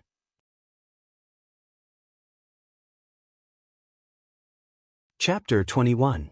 Gu Mengmeng took the chance when Elvis was distracted and used all her strength to break free from his embrace, running towards Barit like a duck. To Barit, this scene was like heaven, but to Elvis, it was like an endless abyss. In the end, Elvis did not chase after Gu Mengmeng, he just frowned and turned to leave.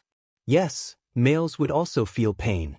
Elvis placed his palm on the left side of his chest. This suffocating pain seeped into his bones but no blood could be seen, and the culprit that caused him such torment was running towards other males, attentively tending to those superficial wounds.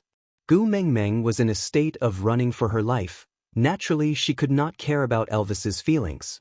All she could think of was how to avoid the people of Saint Nazaire to the greatest extent, so that she could find a chance to escape.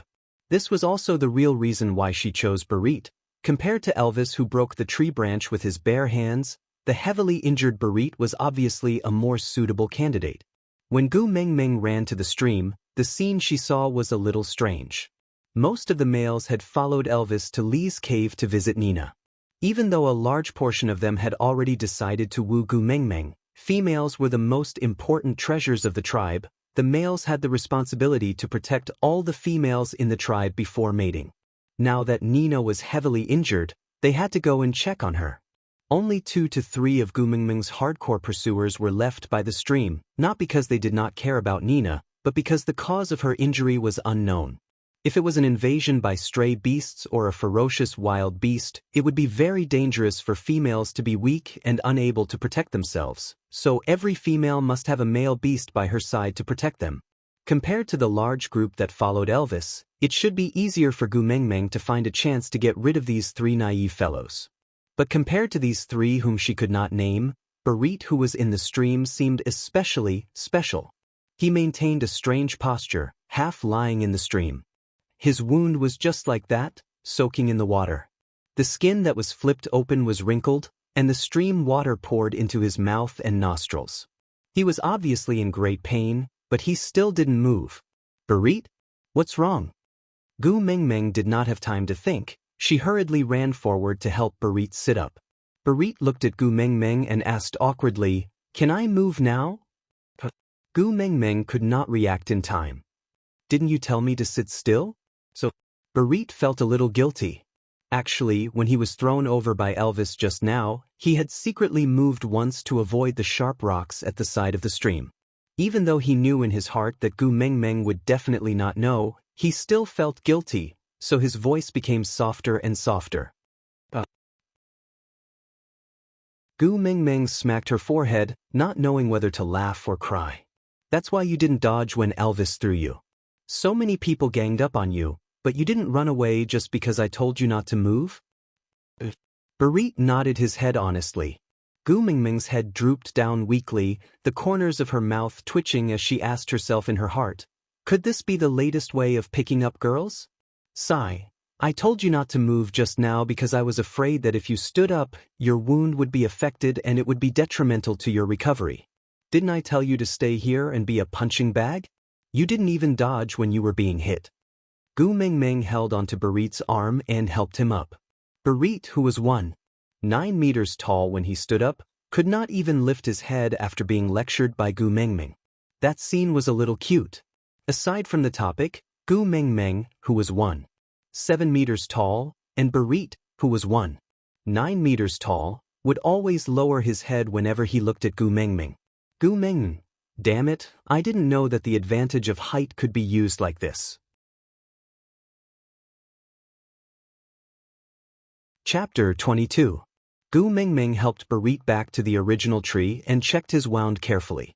But strangely, although there were a few bruises on Barit's body, the deepest wound did not split open and bleed again. It was just that it had been soaked in water for a long time and now looked pale and wrinkled. "Barit." Gu Mengmeng hesitated for a moment. Although it was immoral to implicate an injured person, but Nina's injury could no longer be hidden. Elvis and that group of strong men could return anytime. Gu Mengmeng really did not have much time to consider the problem of character. Barit responded softly, his eyes never leaving Gu Mengmeng's face.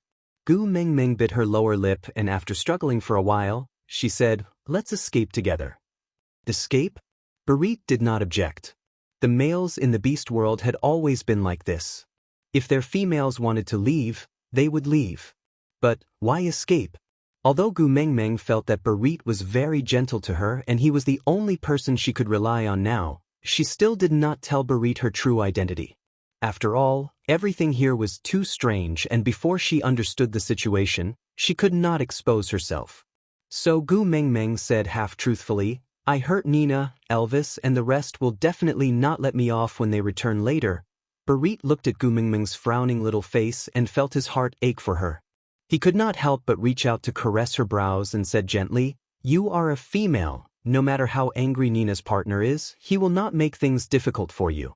If they want to fight, I will accompany them to the end and Elvis will also protect you, so we don't have to escape." "We" was such a beautiful word. The moment Barit said it, he felt a warmth flowing through his chest. He looked at Gu Mengmeng with tenderness in his eyes, as if he was anticipating and afraid of hearing her correction. Luckily, Gu Mengmeng was only immersed in her own worries and did not feel that there was anything wrong with Barit saying "we." "I hit Nina. Why would her partner fight with you?" Gu Mengmeng could not understand this logic. Barit arched his eyebrows and said proudly, "Because I'm your pursuer." What was the connection between the two? Gu Mengmeng was dumbfounded. Generally speaking, the grudges between females are settled by their males' duels. But you are still a young female without a partner. Strictly speaking, no male can hurt you. So, if they really can't bear it and can't wait for you to mate before taking revenge, they can only let your suitor come forward and fight with them. Does that mean that if you win, I will forget about hitting Nina and you will not find trouble with me in the future? Gu Mengmeng's big eyes were shining brightly. Barit nodded and wanted to stroke Gu Mingming's furry little head, but he resisted the urge in the end. What if you lose? Gu Mingming continued asking.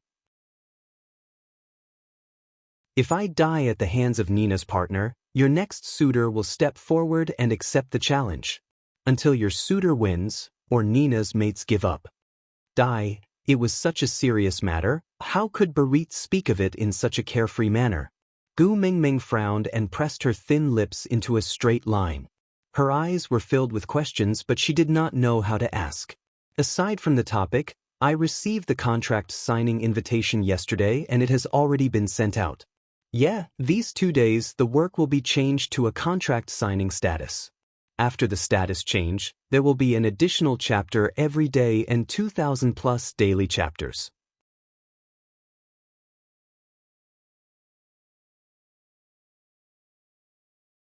Chapter 23. Gu Mingming thought for a long time before saying, "It's better if you don't like me." Barit was taken aback and immediately grabbed onto Gu Mingming's retracting hand. "I'm very strong, I won't lose." Gu Mingming shook her head. "I'm not doubting your ability, I just don't want to implicate you. You said it yourself, I'm still a young female, no matter how angry Nina's partners are, they won't hurt me. You don't have to take such a risk for me, fists have no eyes, there's no guarantee of who will win in a fight." Barit wanted to say something more, but Gu Mingming's lips twitched, revealing a sly smile. "Moreover, I'm already prepared to escape. Nina's partners won't abandon the injured Nina and chase after me to the ends of the earth, right? You still want to leave?" Barit felt a little sad. He thought Gu Mingming liked him, but she would rather leave alone than give him a chance to fight for her. "I don't belong here, I have to leave sooner or later." Gu Mingming patted her but and stood up, leaning on Barit's shoulder, whispering into his ear, "Help me cover up." Before Barit could react, he saw Gu Mingming holding her stomach, wailing loudly, "Ouch, ouch, my stomach hurts." Barit was extremely worried. He wanted to carry her to Leah, but saw Gu Mingming winking at him with all her might. "It's all right, I'll just find a place to relieve myself."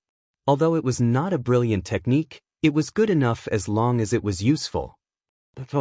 Barit looked at her for a long time before he understood Gu Mingming's meaning.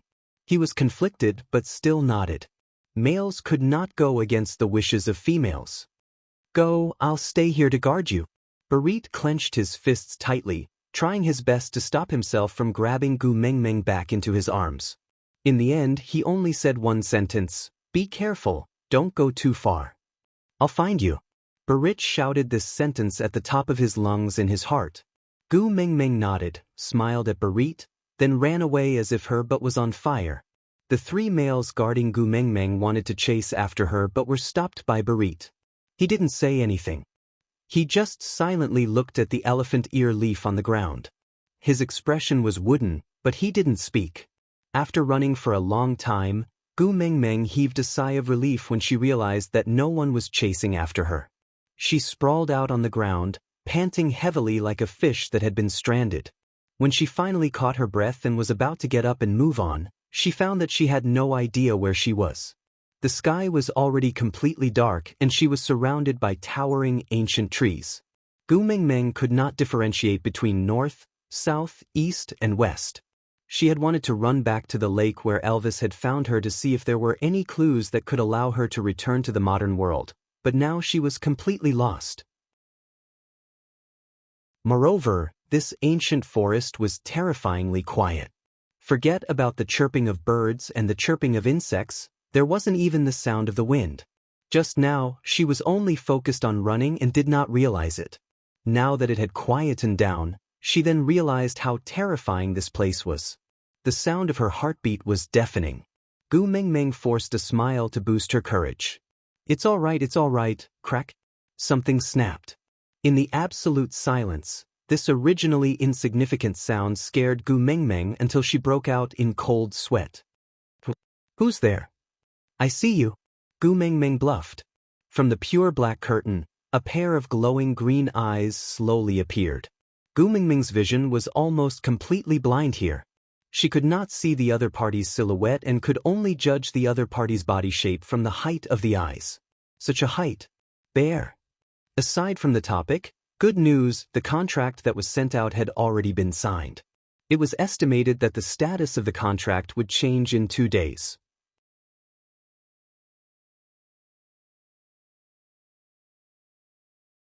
Chapter 24. Should she lie down and pretend to be dead? Bears don't seem to eat dead food, right? But are bears nocturnal animals?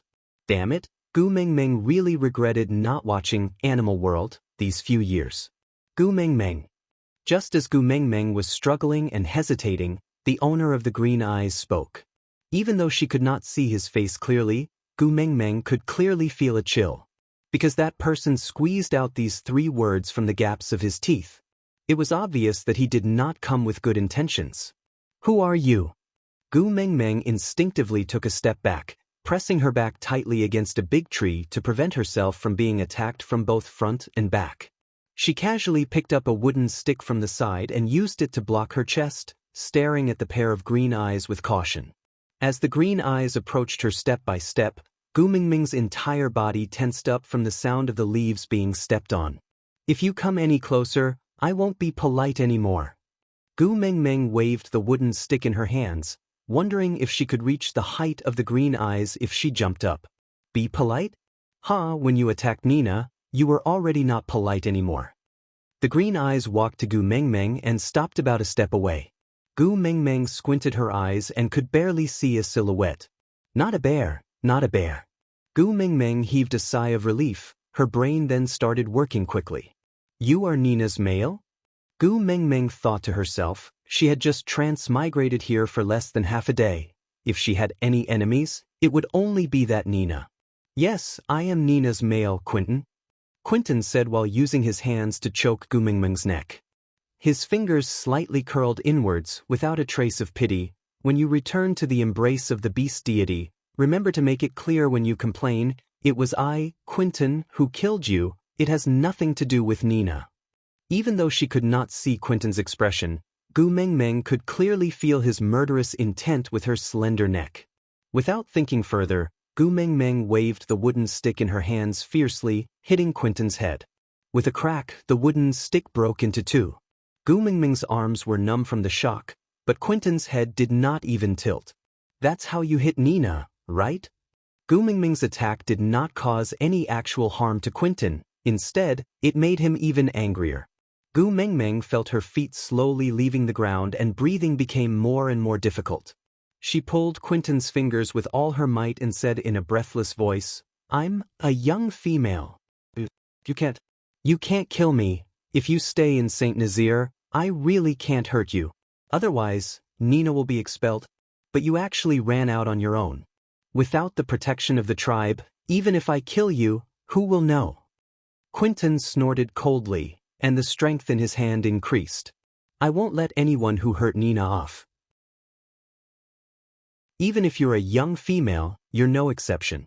Gu Mengmeng's heart was breaking down. What happened to the saying that males could not hurt young females? Wasn't it said that females were very precious here and that all males would take care of and protect them?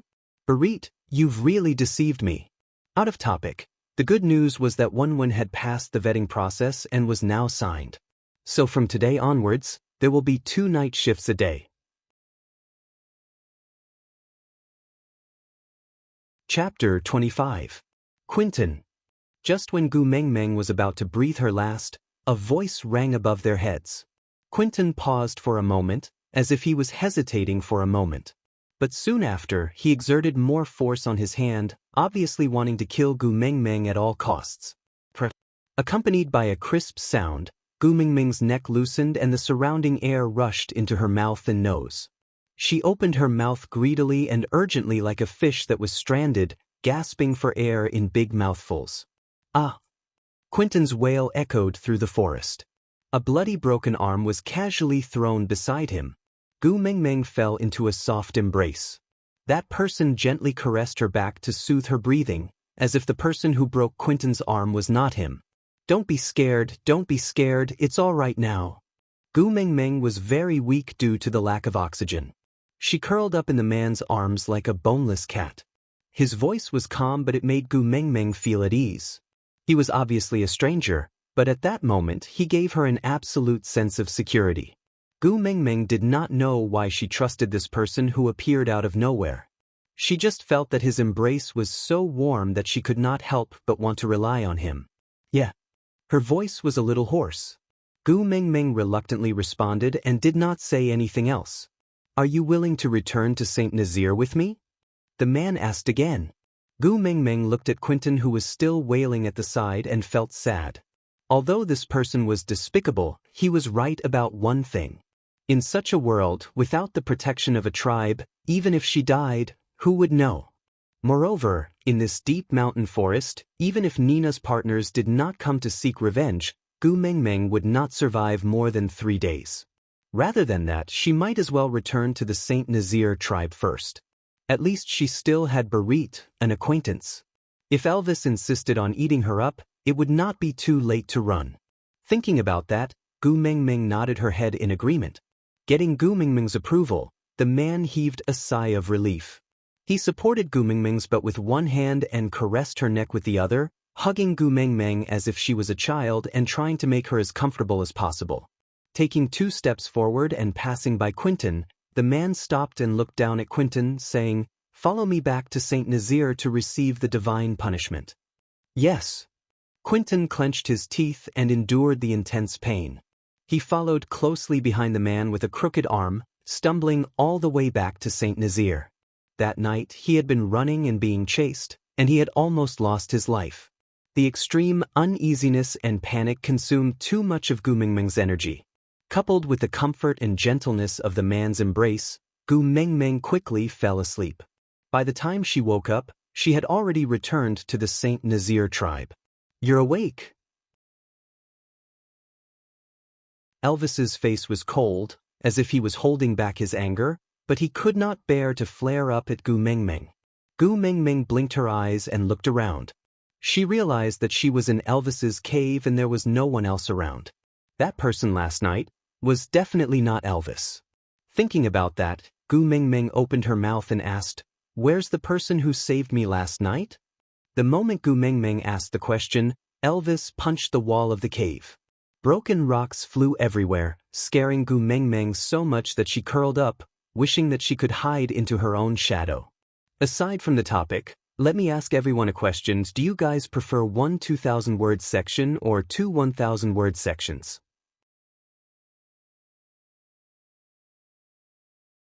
Chapter 26. Noticing Gu Mengmeng's fear, Elvis suppressed his anger forcefully.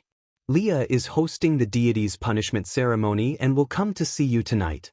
Gu Mengmeng realized that although Elvis looked very angry, he did not have the intention to hurt her. Thus, she became bolder and popped her head out from the shadows to ask, "What is the deity's punishment ceremony?" Elvis pursed his lips and frowned. He did not want to tell Gu Mengmeng about the deity's punishment ceremony because she seemed to be very interested in both the person executing the ceremony and one of the people being punished. He especially disliked the feeling of Gu Mengmeng placing her attention on a male beast other than him. But facing Gu Mengmeng's clear and sparkling eyes, Elvis could not bring himself to reject her. He could only hold it in until he was about to suffer internal injuries and satisfy Gu Mengmeng's thirst for knowledge. Hurting a female is a serious crime and no tribe will let it off easily. Hurting a young female is also a blasphemy against the beast deity. So the criminal must be placed on the deity altar and exposed to the sun for 3 days. If he does not turn back into his beast form after 3 days, it means that the beast deity has forgiven him and we just have to chase him out of the tribe. Elvis said while observing Gu Mengmeng's expression. He realized that when he answered Gu Mengmeng's doubts, Gu Mengmeng's clear doe-like eyes would focus on him. Hence, he cleared his throat and continued, "I'm not sure. But if the criminal cannot maintain his human form and turns back into his beast form after 3 days, it means that the beast deity is furious. The criminal must be skinned to make a flag and the witch doctor in the tribe will plant it on the beast deity mountain to appease the beast deity." Gu Mengmeng obtained an important message from Elvis's words. Maintain human form and turn back into beast form. So, Elvis was not the only wolf demon in Saint Nazaire. Everyone else was a demon. Damn girl, I don't even need to say anything when I transmigrated to a place where birds can urinate and poop anywhere they want and there is no Wi-Fi. Why are there still demons running around everywhere? Where's my monkey brother? Where's my monkey brother? I urgently need a monkey that knows how to do somersault clouds, the kind that can fly to the sky, dive into the ground and fight demons. Elvis had another interpretation of Gu Mingming's lifeless expression. He thought that she must have guessed that person was among the people being punished, and that was why she looked so troubled. So unhappy. What if he wanted to carry out the execution personally? That. Gu Mingming pursed her lips and weighed the pros and cons of escaping or staying. She decided to stay. Firstly, the world was so big. He would get lost if he ran around randomly. Secondly, she was just a weak and beautiful girl who did not even have the strength to truss a chicken. How could she outrun a group of demons? Since she had decided to stay, Gu Mingming thought that she should suck up to Elvis. After all, the people here seemed to be afraid of him. Thus, Gu Mingming plucked up her courage and inched forward. She used 2 fingers to pinch the corner of Elvis's beast-skin dress carefully and tried to look innocent and innocent.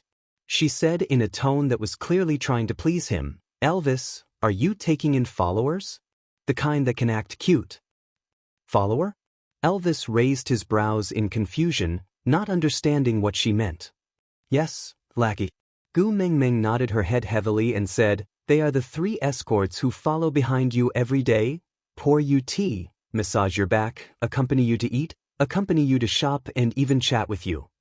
Aside from the topic, my friends, Jenner is bad at naming, but the new novel needs a large number of character names, both male and female. Requesting for backup. I want names that look high class but do not repeat other people's novels. I want both male and female. I want a large number of them. Chapter 27. He had to admit that Gu Mingming's suggestion moved Elvis very much. The tips of Elvis's ears were stained with a tinge of red. He turned his face to the side and did not look at Gu Mingming awkwardly. He asked in a stiff voice, "If you become my follower, you won't leave again?" Gu Mingming immediately nodded her head firmly and said, "As long as you are willing to protect me, I will follow you closely and not go anywhere else." Nonsense, this world was so dangerous. Who knew if she would be eaten by someone else if she ran around randomly? Rather than being eaten by a demon that she did not know, it was better to be eaten by Elvis. At least he was handsome, Confucius once said. A handsome person will not look too ugly when he eats. May I trouble my friends to help me press down on Confucius' coffin? I am afraid that he wants to climb out and strangle me to death. The 4 words, closely, successfully captured Elvis's manic heart. For a moment, his heart, which had been beating uncontrollably, suddenly stopped for a few seconds. Although Elvis still did not understand what kind of title follower was, he guessed that it should have the same meaning as partner.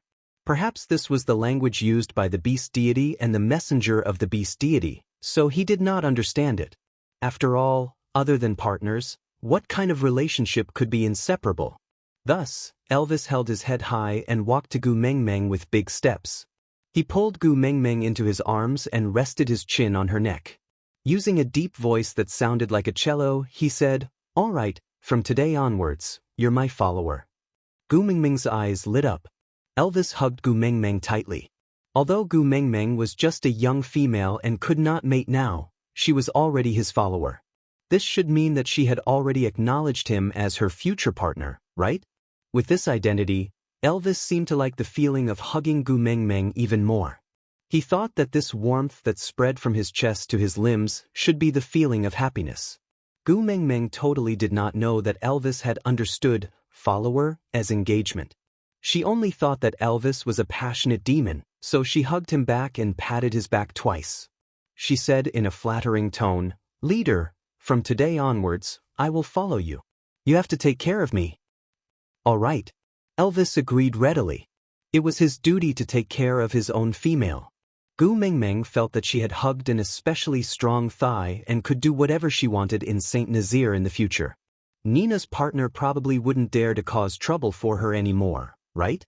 With that thought, Gu Mingming heaved a huge sigh of relief. Once a person relaxed, the accumulated consumption would show itself. Gurgle, gurgle, Gu Mingming's stomach started protesting. It had already been 17 or 18 hours since she transmigrated here, and she had not eaten anything yet. Leader. Gu Mengmeng held her stomach with one hand and wrapped her other arm around Elvis's neck, putting on a pitiful expression, as if she was begging for food. Elvis furrowed his brows. He had neglected it. Females were different from males. Males could not eat for 3 days and one meal could last 3 days, but females could not stand it. I'll go find food for you. Wait for me in the cave and don't run around, Elvis said, but did not let go of Gu Mengmeng. He knew that he should first take care of females, but the feeling of hugging her rightfully was too good. He just could not let go of the hand that was hugging her. Digression, author Ian, Elvis. Actually, other than partners, parents and family members can also be inseparable. Elvis, what did you say?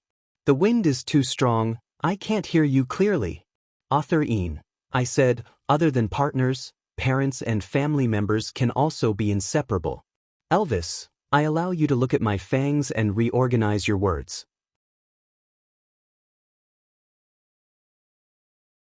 Chapter 28.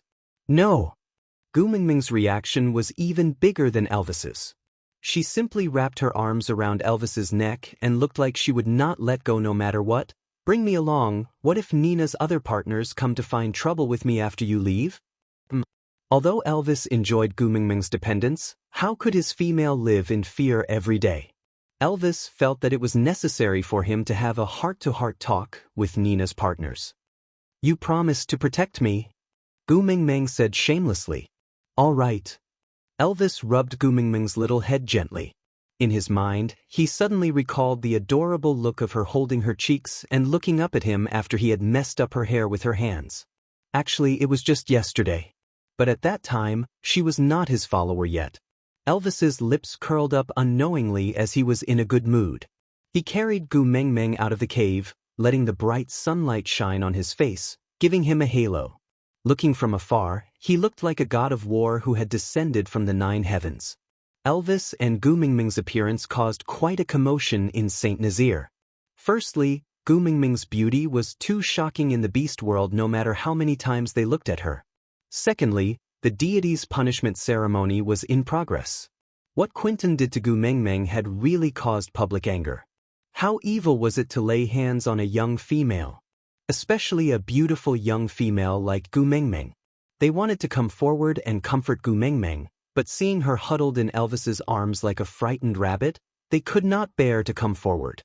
After all, every male in Saint Nazaire was responsible for not protecting her properly and letting her experience such a terrifying thing. Why are they looking at me like that? No matter how slow Gu Mengmeng was, she felt something was wrong when she was stared at by almost 100 pairs of eyes. Hence, she whispered into Elvis's ear. Elvis's ears were more sensitive than the average orc's. Gu Mengmeng's soft breath blew over, causing his heart to tighten and beat erratically. Seeing that Elvis did not reply, Gu Mengmeng lifted her head and distanced herself from Elvis's face. She tilted her head and looked at Elvis, looking like an obedient child waiting for an answer.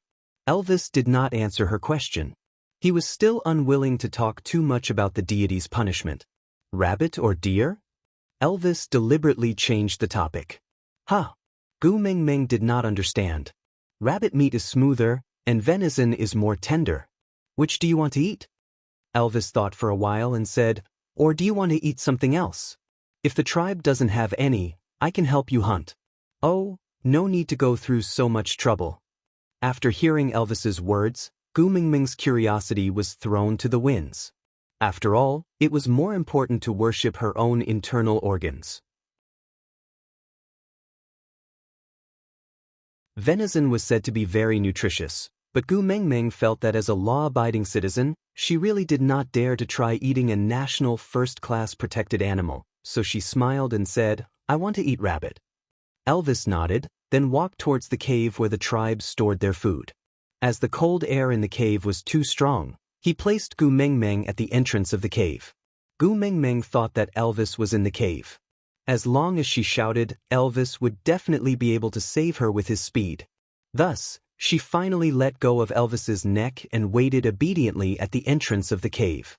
Not long after, a piece of bloody meat with a strong fishy smell appeared in front of Gu Mengmeng. Elvis, who was holding the piece of meat, said with a doting expression, "Eat it." Aside from the topic, author Ian, "Rabbit is so cute, how can you eat rabbit?" Gu Mengmeng, "Don't provoke me, I am now protected by my leader. If you provoke me, my leader will even eat you."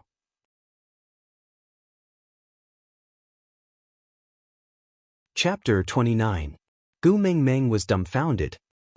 Eat it raw. Not to mention eating, Gu Mengmeng felt nauseous just by looking at the bloody scene. She retched a few times and almost vomited. "Leader, lend me a fire." Gu Mengmeng looked at Elvis pitifully.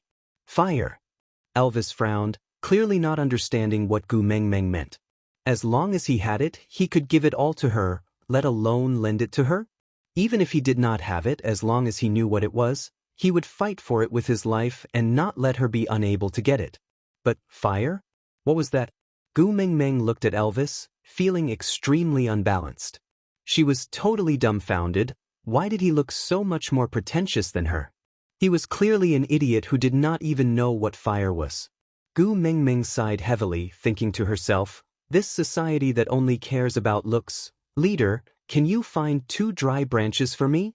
One is thicker, as thick as your arm. The other is thinner, about as thick as 2 of my fingers." Gu Mengmeng gestured as she spoke, trying to let Elvis understand her meaning. Elvis looked at the rabbit meat in his hands, then at Gu Mengmeng, who was looking forward to it. He passed the rabbit meat to Gu Mengmeng, saying, "Eat first, I will find you some wood." Gu Mengmeng instinctively took a small step back, saying awkwardly, "Leader, I don't eat raw meat." "Raw meat?" Elvis looked at the rabbit in his hands. It was just skinned, so fresh. Why not eat it? Elvis looked at Gu Mengmeng suspiciously. "You want to eat it with the skin on?" Gu Mengmeng's mouth twitched. Yes, there was no fire here, so there could not be cooked meat. Since it was not cooked, how would Elvis know what raw meat was? Sigh. Their living environment was different. The generation gap was as wide as the Pacific Ocean. "Leader, I need a branch to start a fire before I can eat. Or else I will die." Gu Mengmeng tried her best to simplify the contents, not saying anything that Elvis could not understand, or else Elvis would not need to help her find something to start a fire after she explained everything, because she could already starve herself to death. Elvis did not know what Gu Mengmeng was thinking. He only understood Gu Mengmeng's words literally, thinking that Gu Mengmeng's request for firewood and fire was a ritual that the messenger of the beast deity had to go through before eating. If she did not do it, she would die. Will die. This was an extremely shocking term. How could his Gu Mengmeng die because she had no branches? "Alright, wait for me." Elvis casually threw the rabbit meat aside and left like a gust of wind to help Gu Mengmeng find some wood. Gu Mengmeng sighed silently as she looked at the bloody rabbit meat on the ground that was beyond recognition. No matter how handsome Boss was, he was still a rough man from ancient times. You only know how to peel off the skin before eating meat. Why don't you know how to clean the ingredients first? Sigh, I'll just have to do it myself. With that thought in mind, Gu Mengmeng tiptoed to pick up the rabbit meat on the ground. She wanted to clean this piece of meat at the stream beside the tribe, and wait for Elvis to find some dry branches before trying to start a fire by drilling the wood to cook the meat. Previously, she wanted to sneak away and got lost, causing her to wander around the tribe for half a day. But now, it was a blessing in disguise. At least Gu Mengmeng could find the more iconic places in the tribe. To reach the stream, she just had to pass through the huge empty space in the middle of the tribe and walk a short distance. But why were there so many people crowding around the empty space today? Aside from the topic.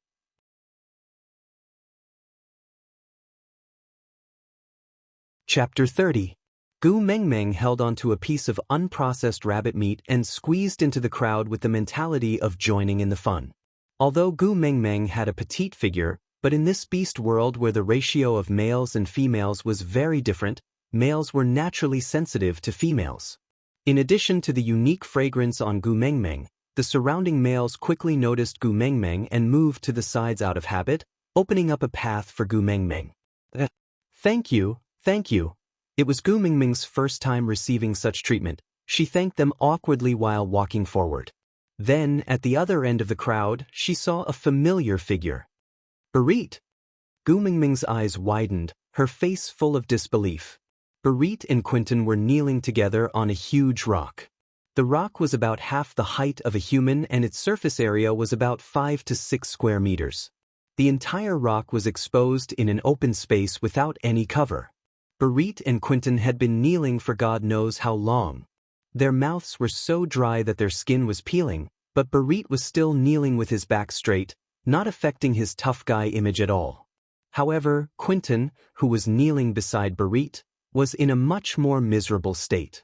Although his broken arm was no longer bleeding, he was obviously very weak.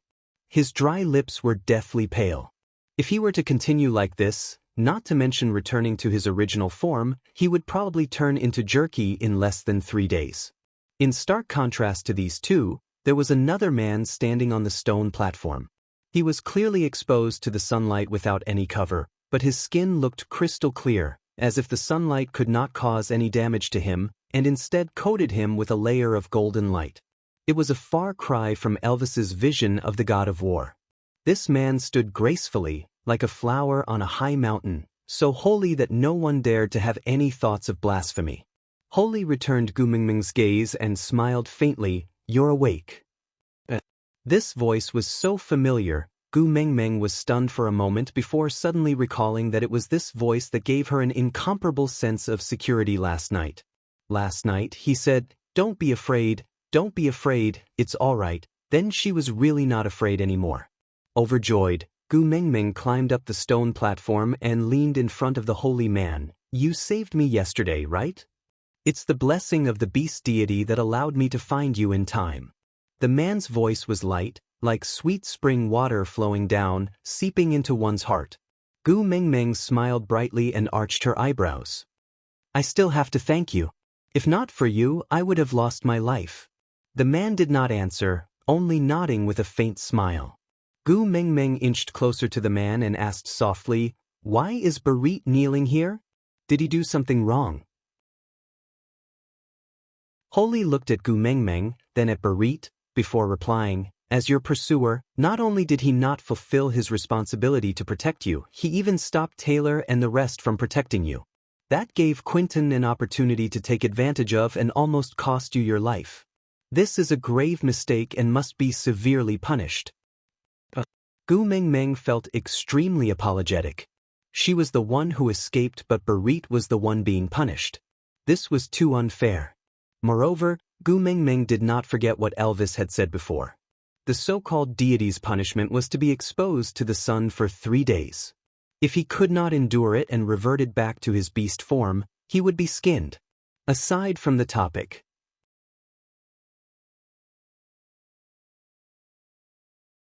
Chapter 31.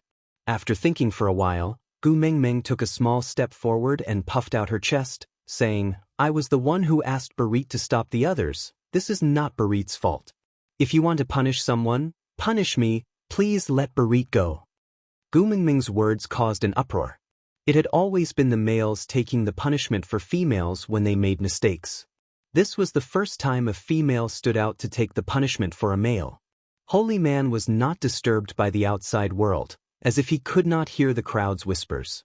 He smiled at Gu Mingming calmly and gently, saying, "You are a young female, the beloved of the beast deity. No matter what you do, you will not be punished." Happy, Gu Mingming turned around to look at Barit, then back at Holy Man, asking, "Since that's the case, Barit does not need to be punished, right?" Holy Man was still smiling, but he shook his head and said, "It is a fact that he did not protect you well, he must be punished." "But I was the one who did not allow him to follow," Gu Mingming emphasized. "When he agreed to you, he was already prepared to accept this kind of punishment." The man's attitude was very gentle, but he was not willing to give in at all. This made Gu Mingming extremely angry. What kind of robber's logic was this? Clenching her teeth, a thought suddenly flashed across Gu Mingming's mind, so she smiled slyly, tilted her head to look at Holy Man and asked, "Because I am a young female, so it does not matter what I do, right?" Holy Man's interest was piqued by Gu Mingming's sly look. He nodded his head with a hint of anticipation and observation, confirming Gu Mingming's words. Gu Mingming chuckled, walked to Barit's side and pulled his arm, saying, "Get up, you are now kidnapped by me." Barit did not understand what Gu Mingming meant, what kidnapping, he did not understand. Gu Mingming despised the generation gap for 1,000,000 times in her heart, then explained patiently, "It means you have to listen to me now, you have to do whatever I tell you to do." Barit forced a smile. He didn't care that such a smile would cause his dry lips to split open, causing blood to seep out from his lips. He vividly acted out the tenderness of a man of iron, and the doting of a desperate man. "All right, I will listen to everything you say. Wait till I'm done with my punishment. You'll be dead after you're done with your punishment. I don't care, you have to listen to me now." Gu Mingming was really infuriated by Barit's stubbornness. With her supporting the young female to help him take the brunt of the trouble, he actually did not know how to cooperate. What a blockhead. "Mingming, be good, don't make trouble. After I'm done with my punishment, I'll listen to whatever you want me to do. But now I really can't get up." Barit looked at Gu Mingming in a difficult position, unable to finish his sentence.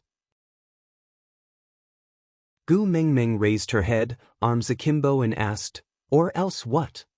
Gu Mingming did not believe that there was anything scarier than dying from exposure to the sun and being skinned alive. Barit lowered his head, his brows knitted into a dead knot that could not be undone no matter what. Pursing his lips into a straight line, it was clear that he had decided not to open his mouth. Mr. Holy took out a leaf the size of an umbrella from somewhere and placed it on top of Gu Mingming's head to block the sun for her. Looking down at Barit and Quinton from above, he answered for Barit, "If they escape from the deity's punishment, the beast deity's fury will descend upon their females." Aside from the topic, Gu Ming, "Barit, you're being kidnapped now." "Barit, Mingming, can you kidnap me 2 days later? Not very convenient now."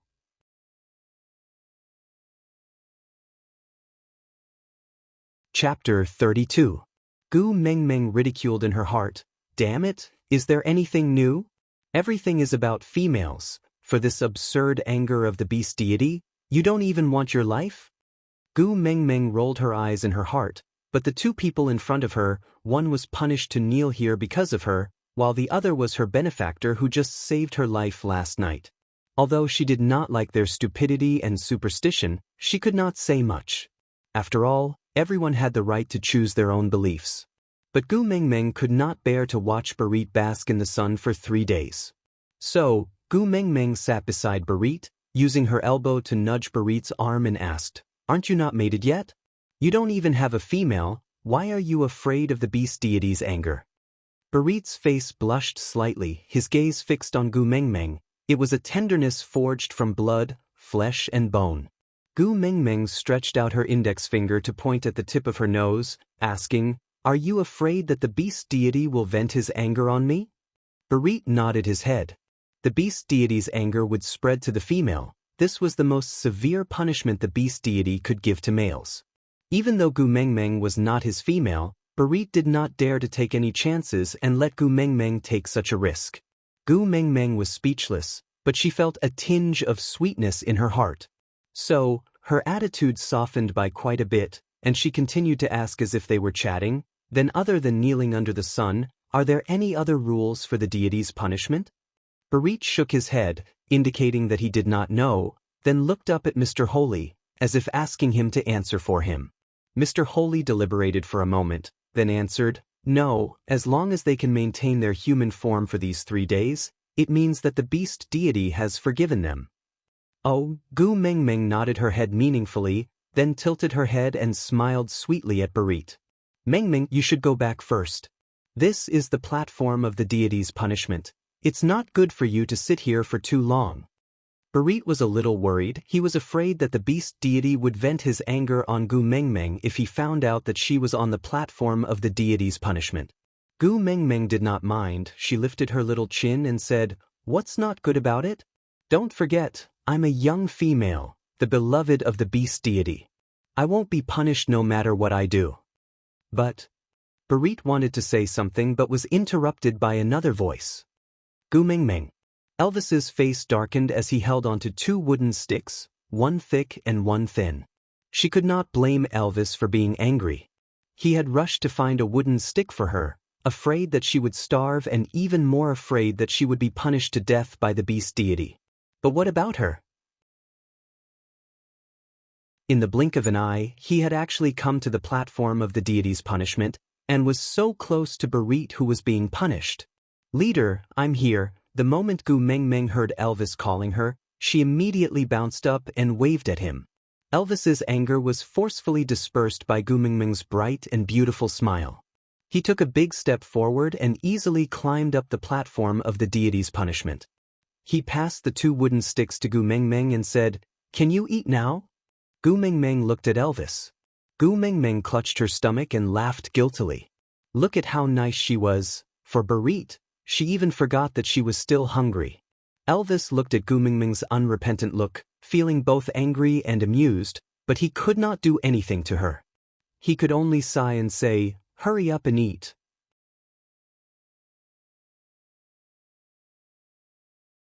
Chapter 33.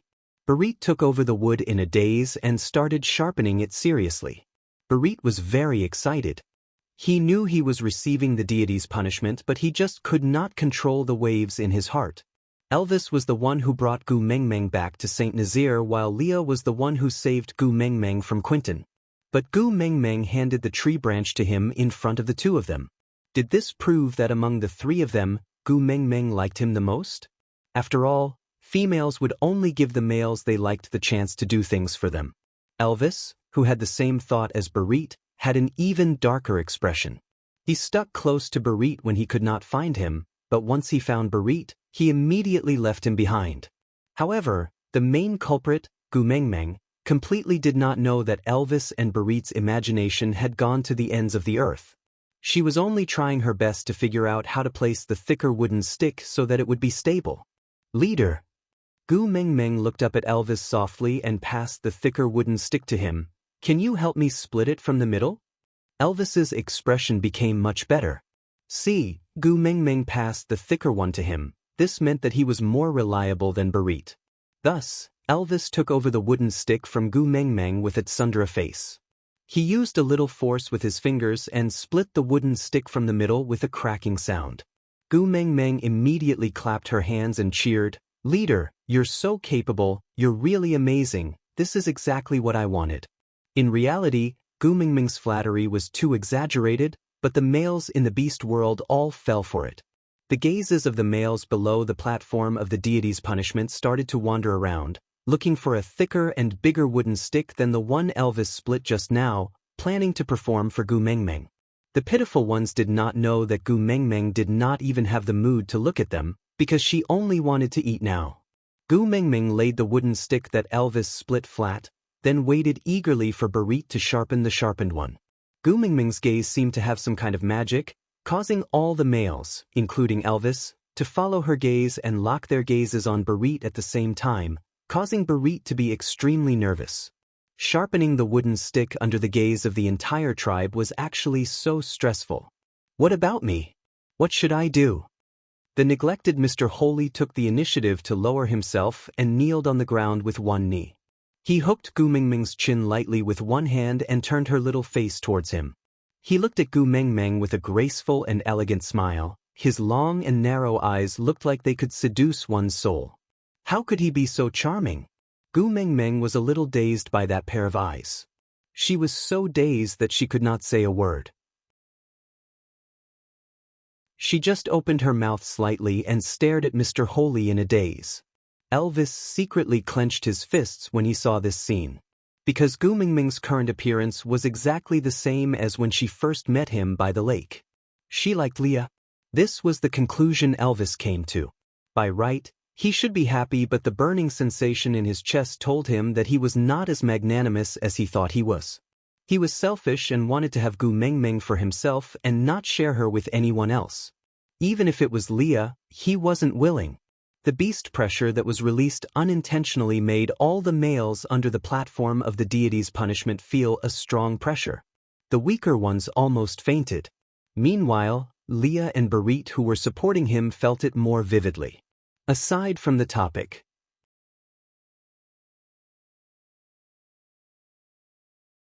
Chapter 34.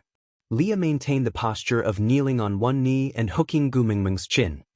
He just tilted his head slightly to look at Elvis. His smile was still calm and composed. Elvis?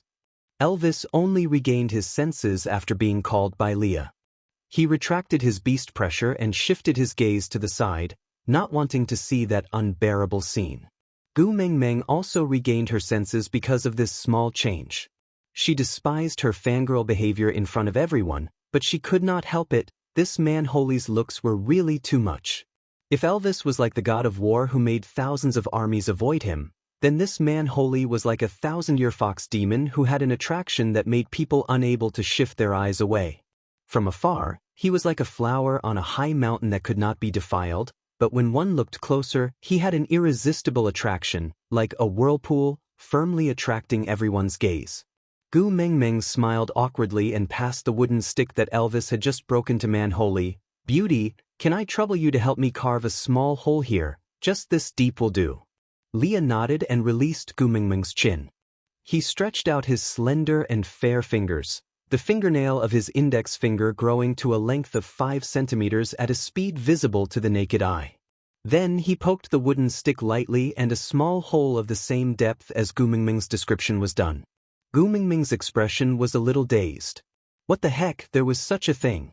Please forgive her for not being able to accept the fact that all the handsome guys around her were demons. Meng, is this all right? Barit, who was at the side, finally finished carving the wooden stick. He passed it to Gu Mingming, forcefully interrupting Gu Mingming's infatuated gaze at Leah. Oh, it's all right. Gu Mingming felt that it was too embarrassing for her to lose her composure again, so she took over the wooden stick that Barit had carved and started to focus on drilling the wood to start the fire, refusing to look up at Man Holy again. However, even though more than 80% of the people in the tribe were looking at Gu Mingming at the platform of the deity's punishment, no one knew what she was doing. But was that important? Not at all. No matter what the females do, the males just have to support them. Hence, a group of onlookers who did not know what was going on watched with relish as Gu Mingming rubbed that wooden stick with all her might until sweat formed on her forehead, but not even a single smoke was produced. Until Gu Mingming no longer had any energy left. Her arms were so sore that she could not even lift them up. She hung by the side weakly, staring at the 2 wooden blocks in a daze with a conflicted face. Elvis then asked, "Is the ceremony over? Can you eat now?" Gu Mingming looked up, her big eyes watering. "Leader, please protect me." Elvis's heart palpitated under Gu Mingming's gaze. Her pitiful look really made one's imagination run wild, and he had an urge to tear her apart and eat her up. Gu Mingming moved closer to Elvis while whining and pushed the 2 pieces of wood towards Elvis, saying, "Leader, help me drill, I don't have any energy left." Although Elvis did not understand why she had to use a piece of wood to drill another piece of wood, since it was Gu Mingming's request, he naturally would not reject her. Hence, Elvis squatted down and imitated Gu Mingming's actions just now, starting to rub the sharp end of the thinner wooden stick into the groove of the thicker wooden stick with force. Not long after, a cloud of green smoke rose.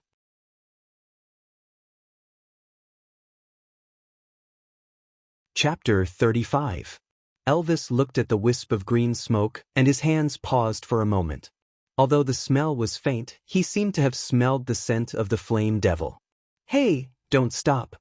Gu Mingming finally saw a ray of hope, but when Elvis stopped, the smoke was blown away by the breeze. Elvis looked at Gu Mingming's anxious look, and although he was hesitant, he still continued to rub the smoke. Indeed, after a while, a small flame started to burn. Gu Mingming was overjoyed, and she smiled till her teeth could not be seen. She hurriedly grabbed a bunch of dried leaves and piled them beside the small flames so that the fire could burn more vigorously. Just when victory was about to come, Gu Mingming felt the weight on her waist lighten, and she was lifted up by Elvis, jumping off the platform of the deity's punishment in a few moves. She stared at the small flame with her brows knitted tightly, and her face was full of wariness. Not only Elvis, Even the surrounding males looked as if they were facing a formidable enemy, and the atmosphere instantly became very tense. What's wrong? Gu Mingming asked blankly. The flame devil is very dangerous and will often swallow the whole tribe. Elvis's expression was very solemn, like a general who was ready to enter the battlefield anytime. Flame devil? Gu Mingming repeated Elvis's words in confusion as she looked around with her big eyes blinking, searching for the big demon that looked like it would swallow the whole tribe anytime. Elvis used his hand to knock Gu Mingming's little head and then used his chin to point at the burning leaves on the platform of the deity's punishment. Gu Mingming pointed at the small flame that could be extinguished anytime doubtfully and asked, "The flame devil you are talking about, is it that one?" Yeah. Elvis nodded his head cautiously. Gu Mingming looked at them for a long time until she realized that even Barit and Quinton, who were kneeling on the platform of the deity's punishment, had a face as if they were ready to die for a just cause. Only then did she confirm that Elvis was not joking. Damn it, the generation gap between the eras was indeed as wide as the Pacific Ocean. Gu Mingming squirmed and wanted to jump down from Elvis's arms. But Elvis firmly believed that the flame devil was an extremely dangerous thing, so he refused to loosen his grip no matter what. The more Gu Mingming squirmed and struggled, the tighter Elvis restrained her. Gu Mingming's struggles were useless, and seeing that the small flame that she had painstakingly lit was about to be extinguished, she could only use both of her hands to hold Elvis's face and force his gaze from the small flame to her. Of the flame. She tried to have trust and said with the most determined expression, "That is not the flame devil, it is fire." Fire? Elvis's brows were still tightly furrowed. He really wanted to believe Gu Mingming's words, but he had witnessed the flame devil devouring a beast city with his own eyes. In just one night, that beast city with 100 years of history turned into ashes. Those orcs who were lucky enough to escape the calamity were all filled with fear, and they would never forget that sky full of red light and cruel scorching heat. Gu Mingming was so hungry. If the fire was extinguished, when would she be able to eat roasted rabbit meat? Flame devil, platform of the deity's punishment, beast deity.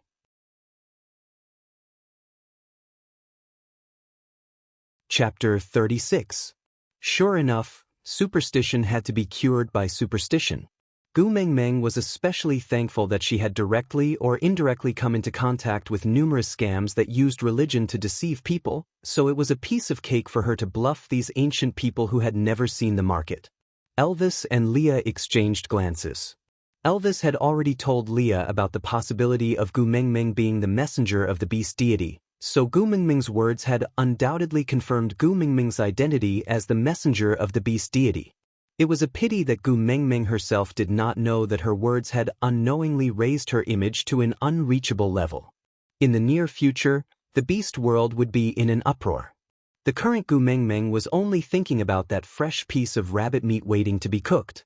Since he had confirmed Gu Mingming's identity as the messenger of the beast deity, Elvis naturally would not doubt her words.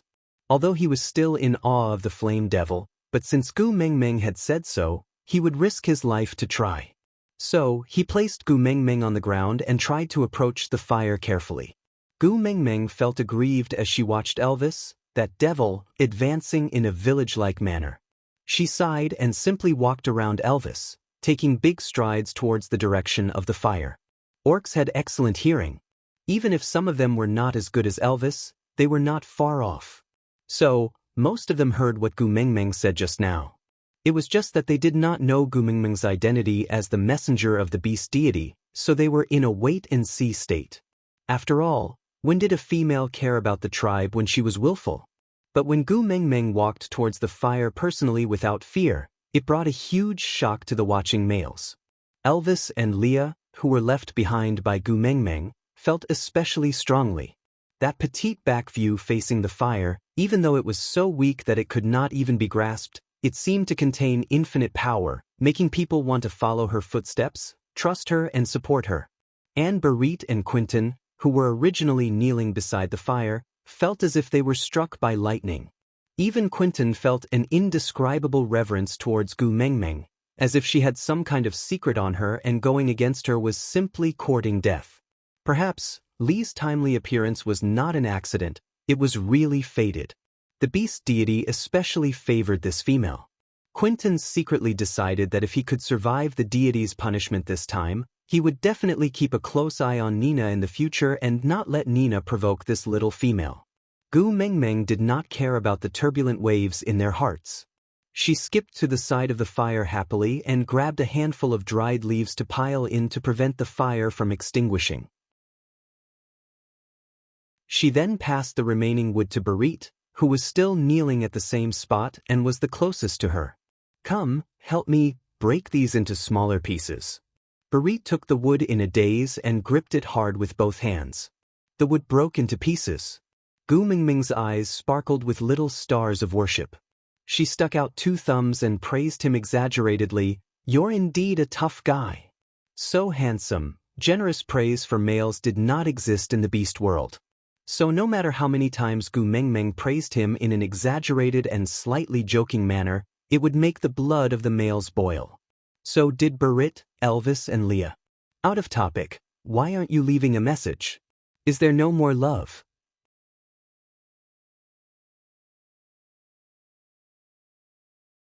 Chapter 37. Elvis walked to Gu Mengmeng's side and sat cross-legged. Yes, he was afraid of the flame devil. But Gu Mengmeng was already sitting so close to him. He was the tribe leader, the #1 warrior of Saint Nazir, yet he was sitting so far away from Gu Mengmeng, a little female. Moreover, Barit had been kneeling at the same spot without moving at all. How could he let Gu Mengmeng think that Barit was braver than Elvis? Although Elvis did not really understand what "tough guy" meant, it would not be wrong to praise him. Gu Mengmeng's admiring gaze should only belong to him. With that thought, Elvis retracted his iron arm and pulled Gu Mengmeng into his arms domineeringly. Seeing that Gu Mengmeng was about to struggle, he raised his eyebrows and said, "Follower, aren't we supposed to stick close to each other?" "Fine, you are handsome, you are right." Gu Mengmeng looked at the rabbit meat on the ground sullenly, then looked at Elvis who was hugging her stubbornly and did not want to let go. She decided to use a roundabout way to save herself. "Leader, you must be hungry too, right? I'll go and process that rabbit meat and roast it for you to have a sumptuous meal. How about that?" Roast? Elvis felt that Gu Mengmeng was filled with mysteries. She was like a treasure house full of secrets. Her every action was puzzling and fascinating. Gu Mengmeng face-bombed. Damn, she was stupid. In this world where the fire was called the flame devil, how could she expect these fellows who ate raw meat and drank blood to know how to cook and what was frying, roasting, cooking, and deep frying? Gu Mengmeng, you are a brave and quick-witted child, you can do it. After Gu Mengmeng cheered herself on in her heart, she put on a flattering smile and squinted her eyes, saying, "I just have to process that piece of meat and make it more delicious." Elvis was not moved. Wasn't rabbit meat just rabbit meat? What delicious or not? "Leader, as your follower, I have the responsibility to let you live a better life." Gu Mengmeng nodded her head seriously and was deeply touched by herself. She was really a competent follower. Elvis casually picked up the piece of meat and tossed it into the crowd. The eager males displayed their masculine strength, just like a rugby team fighting in the Olympics. After pushing left and right, a muscular male managed to snatch that bloody and dirty rabbit meat. Then, like a world champion holding onto his trophy, he walked to Gu Mengmeng solemnly, looking at her expectantly. "What should we do? Tell me and let Colin do it." Elvis's gaze never left Gu Mengmeng's face. Gu Mengmeng truly felt that the treatment of being surrounded by the stars was not something an ordinary person could enjoy. It was so damn awkward when hundreds of handsome men with different styles but all of them had strong physiques and flawless looks treated it as an honor to be ordered around by you. Gu Mengmeng smiled awkwardly at Colin and said, "Can I trouble you to bring this piece of rabbit meat to the stream and use water to wash the blood on it and the organs inside clean?" Of course. Gu Mengmeng's politeness made Colin blush. There had never been a female who spoke to him so gently before. Not to mention washing a piece of meat, even if Gu Mengmeng asked him to pluck off all the hair on his body, he would not say no. "Thank you." Gu Mengmeng tilted her head and smiled sweetly. "No, you're welcome." Colin's face turned even redder. He held onto the rabbit with one hand and scratched the back of his head with the other, taking small steps backwards. Thump.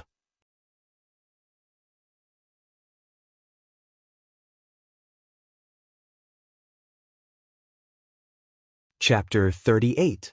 Colin handled the rabbit meat very quickly and came back with a piece of meat that had been washed clean not long after. Gu Meng Meng received the rabbit meat happily and asked Colin to find a thinner branch to sharpen one end of it. Then, she skewered the rabbit meat on the branch and tilted her head to look at Elvis.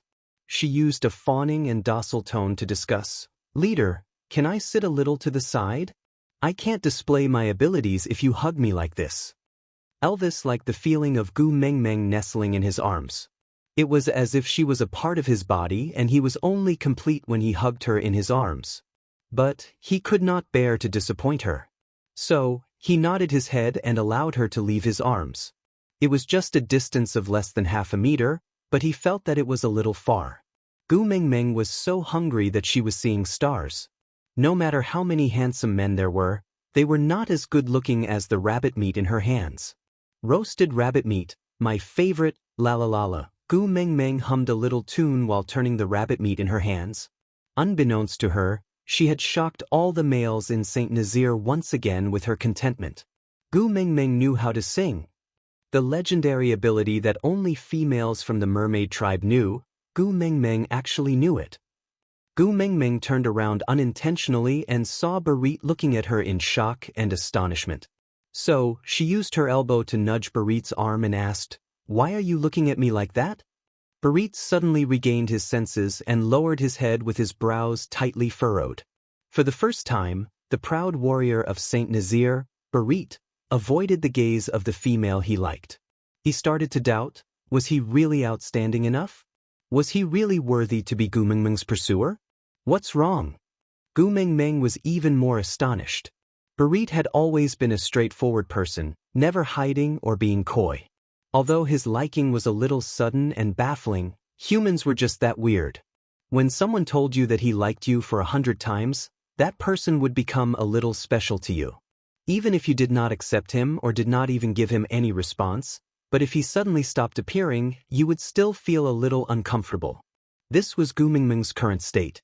This Barit had always wanted to have his eyes on Gu Meng Meng. Now that she had taken the initiative to approach him, why was he avoiding her? Barit pursed his lips and looked at the nimble twigs in Gu Meng Meng's hands. He did not answer his question and asked, "You're not afraid of the flame, fire?" Gu Meng Meng grinned and replied, "As long as it's used properly, fire will not turn into a flame devil. Look, isn't it helping me roast the rabbit meat?" Barit nodded his head ambiguously and did not reveal more of his thoughts. In the instant that the flame was ignited, he was determined to die. It did not matter even if he was swallowed by the flame demon. He must not get up and escape. He must not let the anger of the beast deity implicate Gu Meng Meng. But such determination seemed pathetic in front of Gu Meng Meng's relaxed attitude. He wanted to become an even more outstanding male, a male that could match up to Gu Meng Meng.